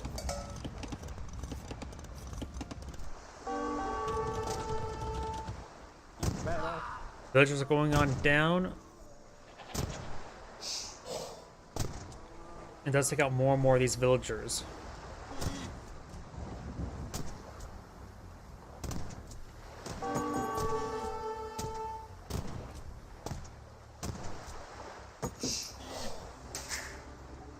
Conquistadors just raiding around trying to find any exposed villagers. We'll find some shots onto a fire galley, doing some decent damage to them, I might add. Battering rams charging forward, trying to deal with this archer range, or nope, the guard tower. And the AoE damage for the guard tower should hit the archer range. Not sure if it did. Villagers going to try to shank this battering ram. Does go ahead and fall back to the castle for defense.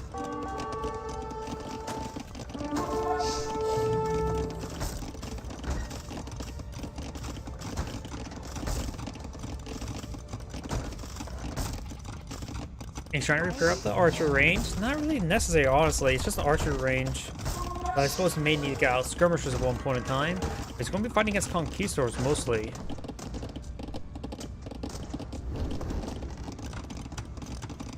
Battering ram does, of course, go down. Right now, it looks like Blue's going for Genoese crossbowmen. There are, of course, an anti-cavalry archer, which should be very effective versus those conquistadors. Let's see if we can't see one at the moment. Looks like they're inside the castle at the moment. I'm curious what the range is. Conquistadors have 6 range, and if the Genoese crossbowmen, of course, should be able to outrange them, which should be very, very good.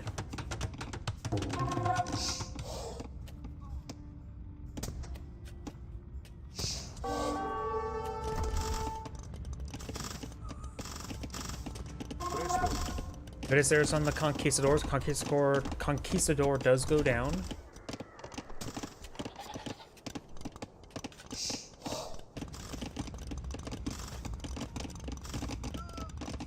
Some of these conquistadors, I cannot speak today, can I?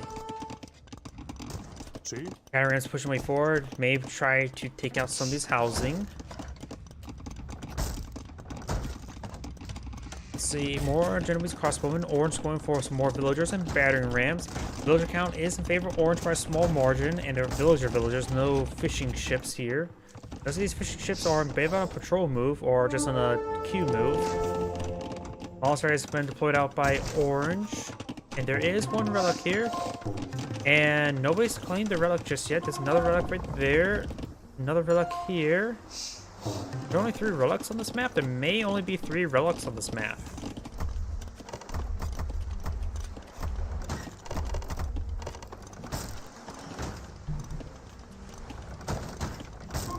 Orange is going for a very aggressive castle there. There are 2 town centers here and a lot of Genoese crossbowmen. You may be able to stop this castle from being deployed out. He has started building there. Conquistadors coming to advance to support these forces. He could go for Imperial Rage Gun to Continerados, so it would be great for the Conquistadors and versus these battering rams. Blue's going for a guard watchtower here. That's not going to be very useful. Trying to shank these battering rams now. And it looks like Orange will complete this castle. There's not enough defensive Genoese crossbowmen. Castle has been deployed, getting some arrows onto these villagers. These Banner Rams are starting to make their way forward. Townsend is receiving quite a bit of fire from these arrows. Castle arrows do, I think, bonus damage versus other structures. At least the bonus arrows do. Banner Rams are getting some great hitters on these town centers. Looks like blue is starting to falter. Orange Conquistadors advancing forward. Let's take out that Banner Rams. Some of these villagers are starting to get gunned down by the Conquistadors.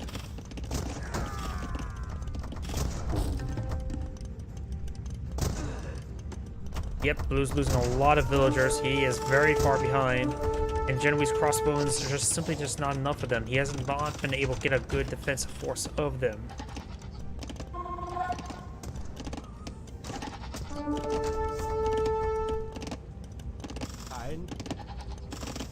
Oh, Genoese crossbow only has, they only start off 4 range? Holy crap, I did not realize their range was so pathetic. If it wasn't for their fletching, they only have 4 range. It's the same range as a regular archer. That doesn't seem right to me. He should have gotten bodkin arrows by now. Okay, just got bodkin arrows. But still, that is a massive problem. No wonder those Genoese crossbowmen disintegrated. They have horrendous range, don't they? Gonna throw the Genoese crossbowmen inside the town so they get some more arrows, but maybe maxed out at the moment. Go for another castle there. So it looks like Orange's castle, castling an opponent out of the game. Guess that's, of course, the Spanish is known for Castile, the land of castles. As well as the word Spain means the land of rabbits. I'm not joking about that. That's what actually the direct translation of Spain means, the land of rabbits.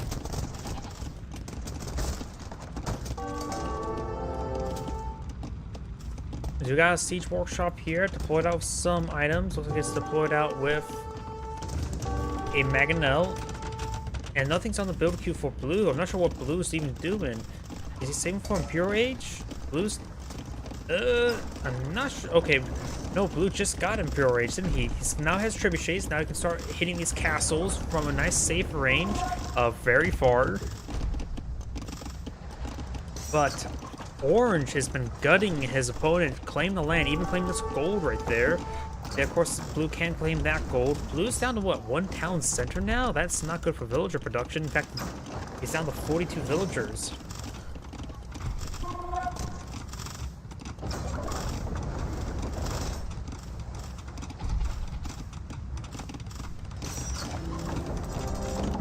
Going for another trebuchet now.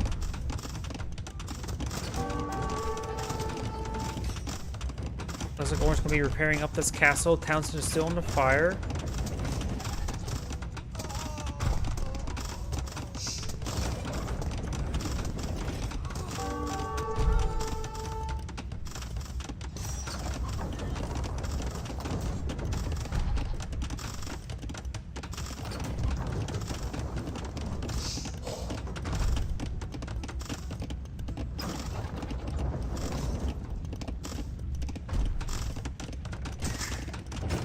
The village is still under fire. We got the Mangonel, as with more Conquistadors. The Mangonel does get picked off, but does get a number of villagers there, but not really worth it at this point in time. Orange has plenty of villagers to get waste, as opposed to opponent, who only has 42 at the moment. A good number of them are fishing ships. The castle does go down, so blue has bought some breathing room. Maybe I'll siege up this town castle as well. This castle should provide some good cover radius, as well as the watchtower.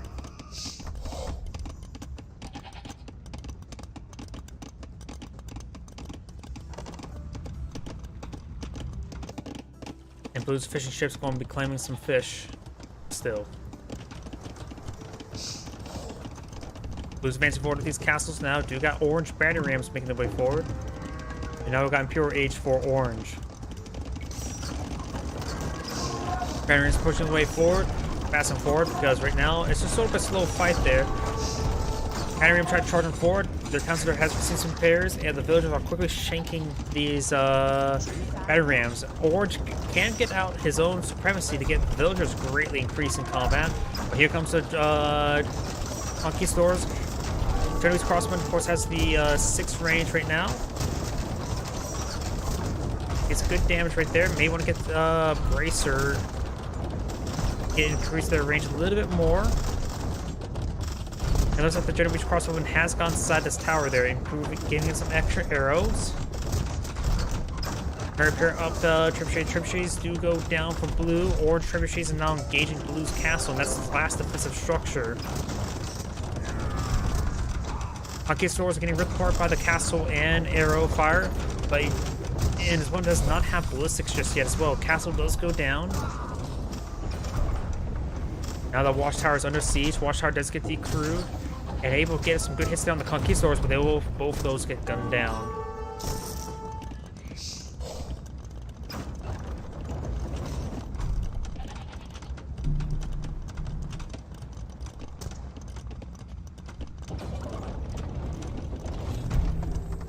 Archer range now, we're seeing a bit of fire there.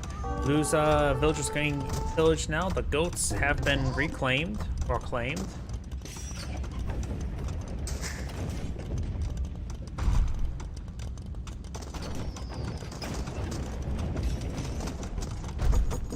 All these mining camps are getting under, receiving some fire. Let's get out of the town center now, trying to evacuate, but these Conquistadors are going to rip them apart, and Blue is finally surrendered. This is Adam Grade saying thank you for watching, and on to the next replay.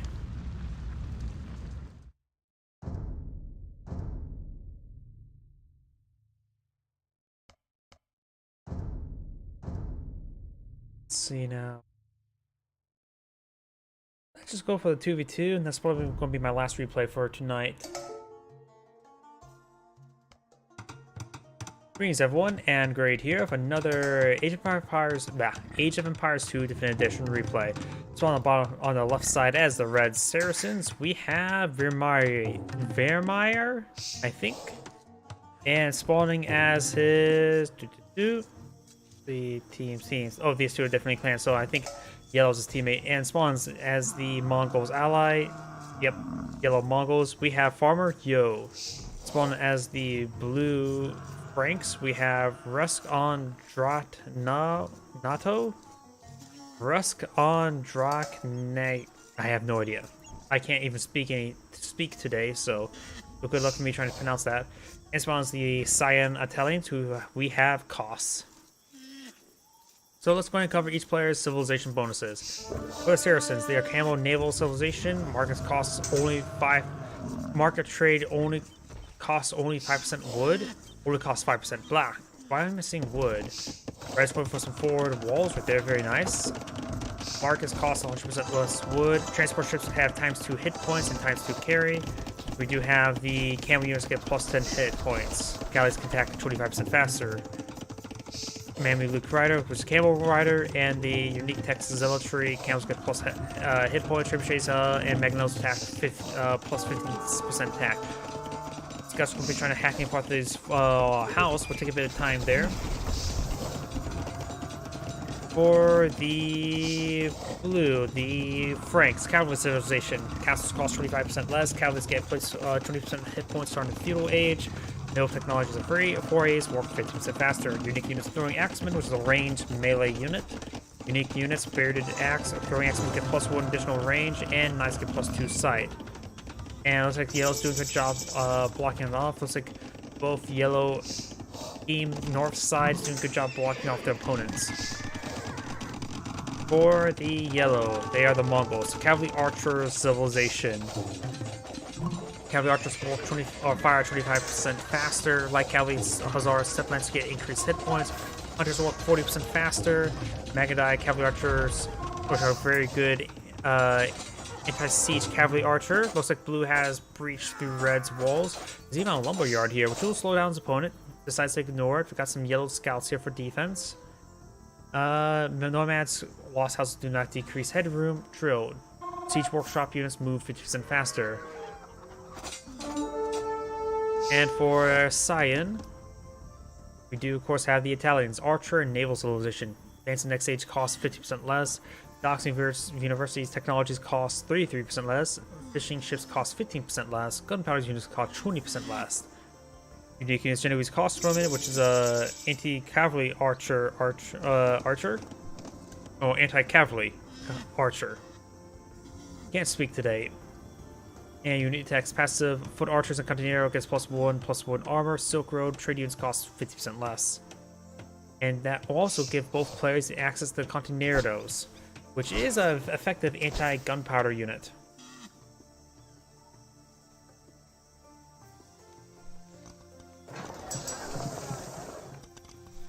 We got these scouts pushing way forward, trying to harass those opponents. There's a pretty exposed gold line right there. Also a lot of stone right next to each other. Put one towns in the middle of everything, and voila, one giant collection point. Blue should start eyeing to hit those villagers, I would say. Yellow's advance forward does get one of Blue's villagers. Red's cross archers to support Yellow's scouts. Let's take out the spearman there as well. And looks like the gate does get closed out right there. Blue scouts getting some good harassment on Red as well. Red needs to get these guys out of here. Looks like one villager does go down. Second one will likely go down as well. These scouts do receive a bit extra fire. Red's going to be walling up his gold line right there. There's a little bit of opening right here as well. Exposed villager will be picked off. And Yellow and Red still has quite a bit of force right there. Cyan currently has so far been untouched. And Blue, oh, that's a bad spot for the villager. The villager's going to wall herself in right there.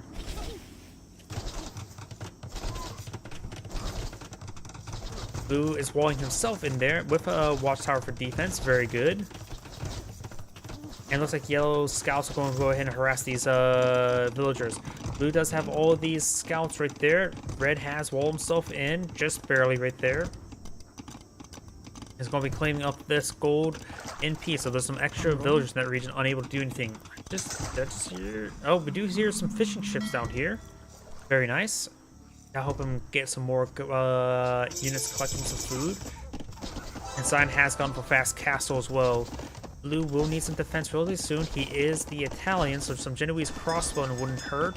Though, something I realized recently, Genoese crossbowmen has really horrible range. They're starting out range the same as regular archers, which is really not good. Ghostly's going to reinforce this wall right there, and there is no opening to support his teammate. So Blue's likely going to get overran by Red and Yellow. Cyan needs to get some sort of force to support his teammate. Scouts are going to try to break through this wall. Cyan has no defensive force at the moment.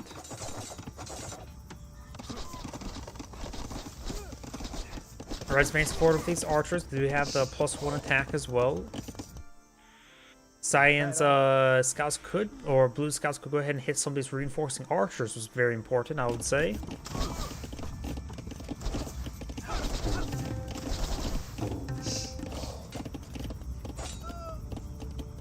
Looks like, was that a spearman or something went down there? Could have been a villager. Yellow scouts are now roaming around, trying to find some engagement there. Red has a very large archer force there. Cyan has done nothing to support his teammate. I think the team bottom side is going to lose, and they're in a clan together, so very poor coordination there between Cyan and Blue right now. Because Blue's going to get overran. Blue has currently no source of gold income either. He's going to have to rely on spearmen and skirmishers and scouts for the time being. Blue's going for fast castle, reinforcing this wall as well, and there's no palisade gate. So he needs something to support his teammate. His teammate's getting overran. Let's see what Blue's going for. Going for Castle Age. I don't know what Blue should go for. He maybe just want to get a whole bunch of spearmen queued up inside that barracks.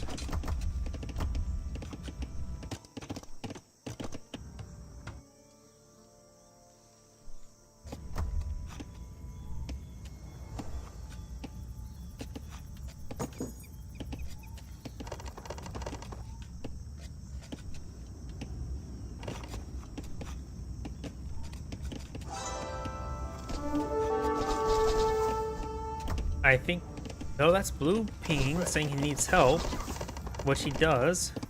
I don't think Cyan has gotten a single military unit out. Let's see, total score, military kills, death, military. Both Cyan and Blue have no military. What is Cyan doing?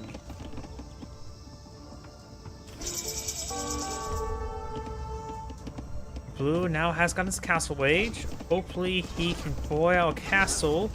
No he cannot. Not enough stone. The stone's a bit too far away from the guard tower to protect them. And some of these, even these farms being picked off. Maybe we'll find some good angles there. Archers have still +1/+1 or +1 attack. He's getting his own castle age now, and once he get crossbow and Bodkin and arrow out, he's able to siege town center. You know, scouts are sort of skirmishing around. You even have a red spearman here. What is Cyan doing?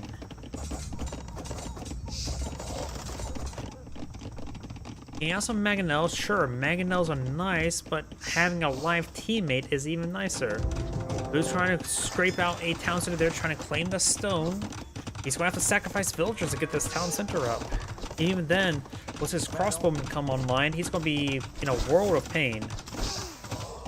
Taking off these villagers, and he's going to try to abandon the town center. Yellow could take time. Yellow should take the time to clean up this unbuilt town center, I would say. Red's not gone for Castle Age. If you go to him, we should see Botacanero and Crossbowman. Got at least Crossbowman on the build queue. He does have access to Bodkin. I think everybody has access to both Flushing and Bodkin. It's usually Bracer that's usually limited, not Bodkin. Oh, there's Bodkin there.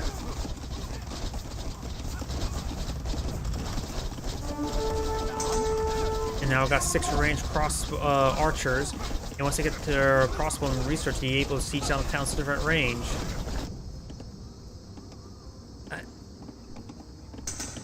I still have no idea what Cyan's doing.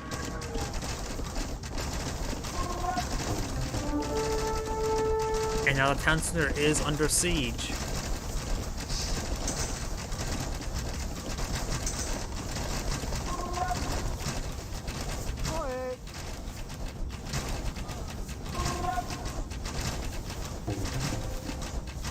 No, he doesn't have ballistics researched.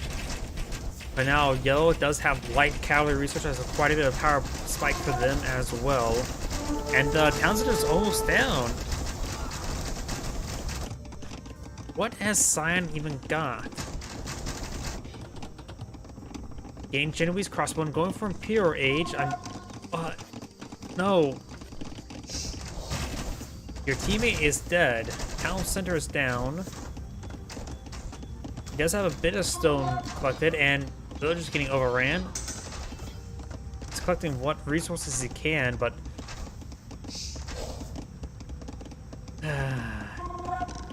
I would hate to be Blue right now. As far as I can tell, Blue could have done some things different, but yet, honestly, against 2v1, whatever things, slight things he could have done differently wouldn't make a difference. Looks like Cyan maybe eyeing for a counterattack. He deleted the market there. I have no idea why.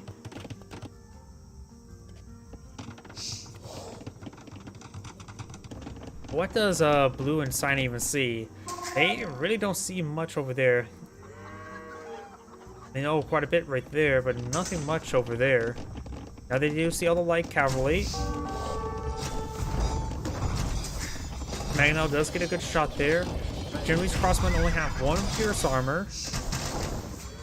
That shield's supposed to signify that they're anti-cavalry archer. And right now, it does break down the house there. Now the light cavalry are going over on the Magnell. Good coordination by Yellow and Red. Red cleared out the structures, and light cavalry going to charge on forward. Blue now has Imperial Age, or Cyan. Blue is... I don't think Blue's actually... Oh, he is building a stone wall there. And now Yellow's going to be receiving quite a bit of fire. Does have a good number of fishing ships there. Have fishing ships inside of the dock.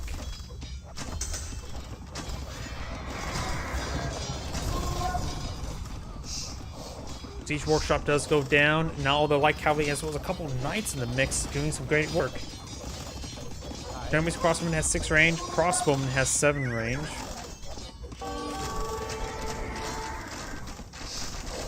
And now this town center is under siege. This town center is firing away. Getting some good hits there onto these archers, or these scouts. Light cavalry.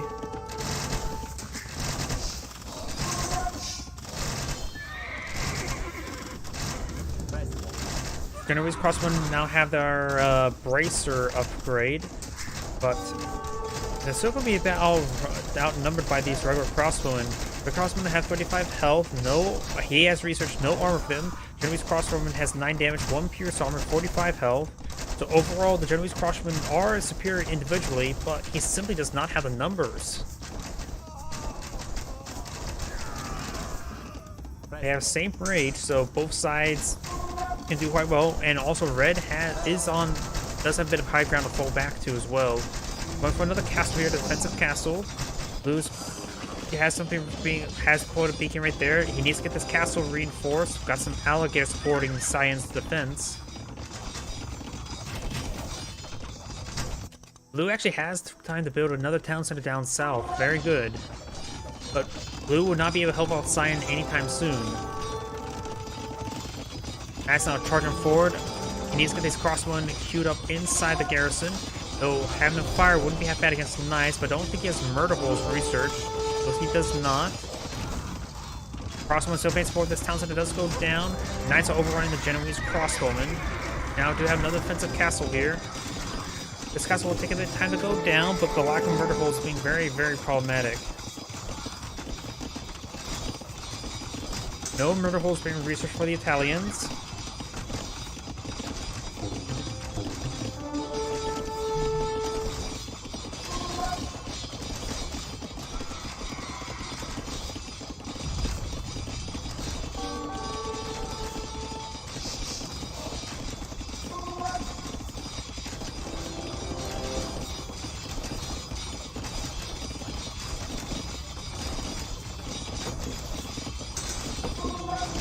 Here comes more Genoese crossbowmen. Needs to make sure they stay garrisoned there. He is pushing forward these Genoese crossbowmen. May be able to save the castle.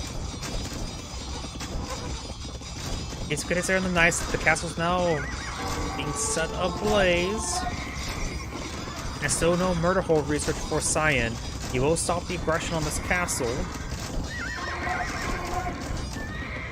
He does clean up all those knights.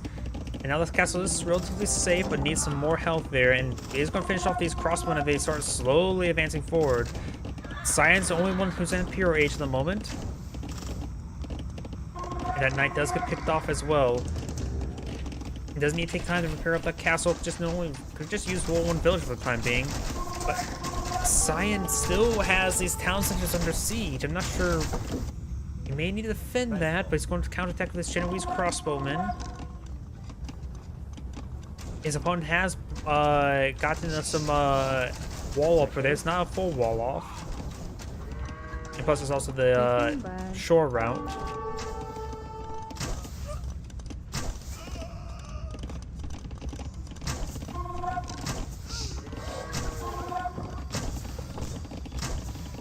We've got a bombard cannon right there. Interesting.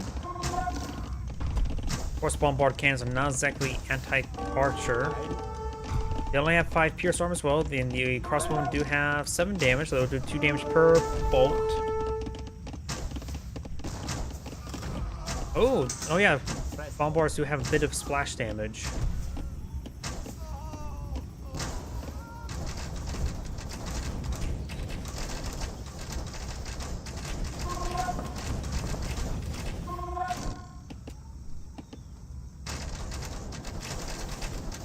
Genoese crossbowmen's making some good work there. How is Blue doing? Since Blue has received no aggression for a long time, Blue has stabilized quite a bit. In fact, Blue has 88 villagers somehow. Cyan doesn't have a whole lot of villagers. Team North side so has plenty of villagers. So Blue managed to stay alive long enough to get back in the game. Does have a stone wall here as well as a whole bunch of housing. So take a bit of time for this stuff to get cleaned up. He's going to clean the palisade wall, no problem. With a stone gate. Ooh, those crossbows are going to take a long time to get through that. They're going to do 1 damage per bolt. Going for the housing's probably a bit easier to get through. Genoese crossbows are hitting these town centers. Yellow doesn't even have a hand from his teammate. Otherwise, we don't see any trade cards going on up either.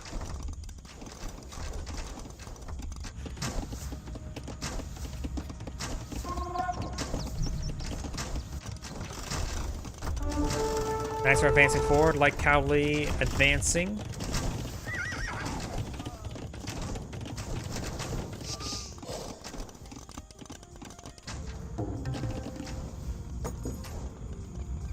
Genoese crossbows pushing way forward up north. These villagers being pursued.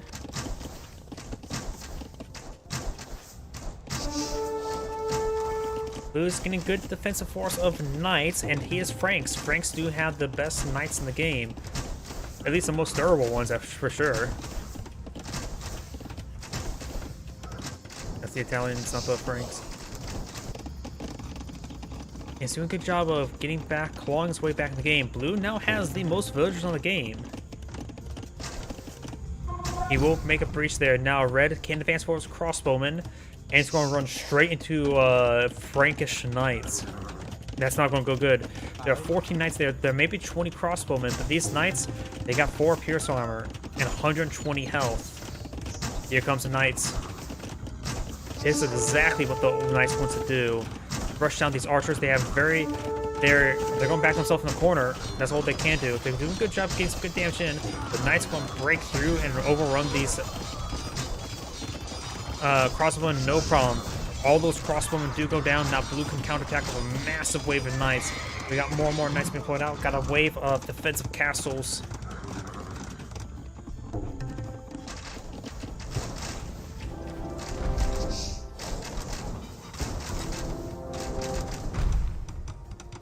Farms going down. Cyan's going for some forward castles as well. He does, of course, have very well upgraded crossbowmen. They have 10 damage right now. Hussars going to advance forward, but Genoese crossbowmen, of course, anti-cavalry. Even the bombard's got some splash damage there. And still, okay, looks like the Franks are the only one who's not in pure age at the moment. I sort of forgot this player was actually Mongol. Genoese crossbows getting some great damage, and they're going to just sort of stand there and fight. Now they're going to stutter step. They have a good angle there. The gate is blocking a lot of movement. He's going to stand there and fight. Trying to overrun the bombard cannons. But the Genoese crossbows are annihilating these hussars, no problem. Bombards did receive some hits there, but all those hussars do go down. Now the bombard cannons make their advance. And blue's going with more and more knights. He's actually streaming knights. He's bypassing red's location, going straight to support his teammate. And he only has hussars. I'm not sure what yellow's been doing this entire game. Cyan has a massive reserve of wood, which I suppose his teammate doesn't really need wood. Of course, this Black Forest is going to be enough wood for the rest of eternity. Knights are advancing forward to engage the hussars. Bombard cannons hitting the town center. Yellow is down to 50 villagers. I'm not sure what happened to all of Yellow's villagers, but they're simply not alive anymore. Red needs to start getting some forces over here. Looks like I need to counter aggression with some arbalists. And this force here, as I mentioned before, like blue being overran, but this has siege. It can rip apart Yellow's base quite quickly. Cyan's pinging. I think he's talking about all these villagers. Yeah. These Genoese crossbows trying to engage. The bombards should just take time to start hitting the infrastructure.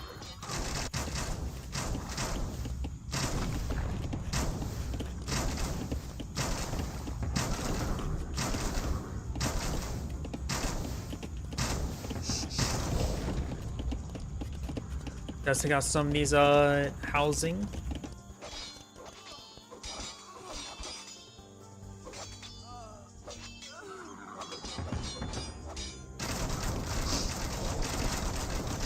Towns that are now under fire from the sheer number of arbalists, but we got a massive amount of knights here. They do have still in Castle Age, But this is a good number of knights. Okay, we've got Impure Age now for the knights, for the Franks.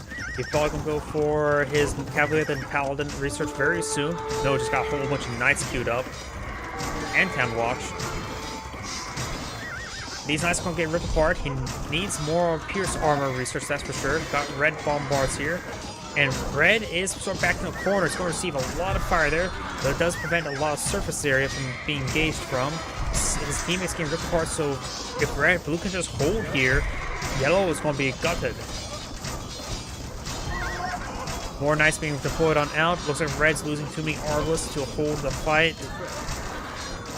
Throwing some rounds into these houses as well. It looks like red actually backed out game. Both the north side people actually backed game. I'm surprised Team Southside was able to pull off. I guess they had a plan of just letting blue be gutted and allow cyan to boom. Either way, this is Angrade saying thank you for watching, and on to the next replay. Though I mentioned earlier, I'm getting a little bit tired. I can't really speak right today. Ugh. So I'm probably going to call the stream a little bit early. So everyone have a good evening, get some good rest, and get some good sleep, because I sure do need it.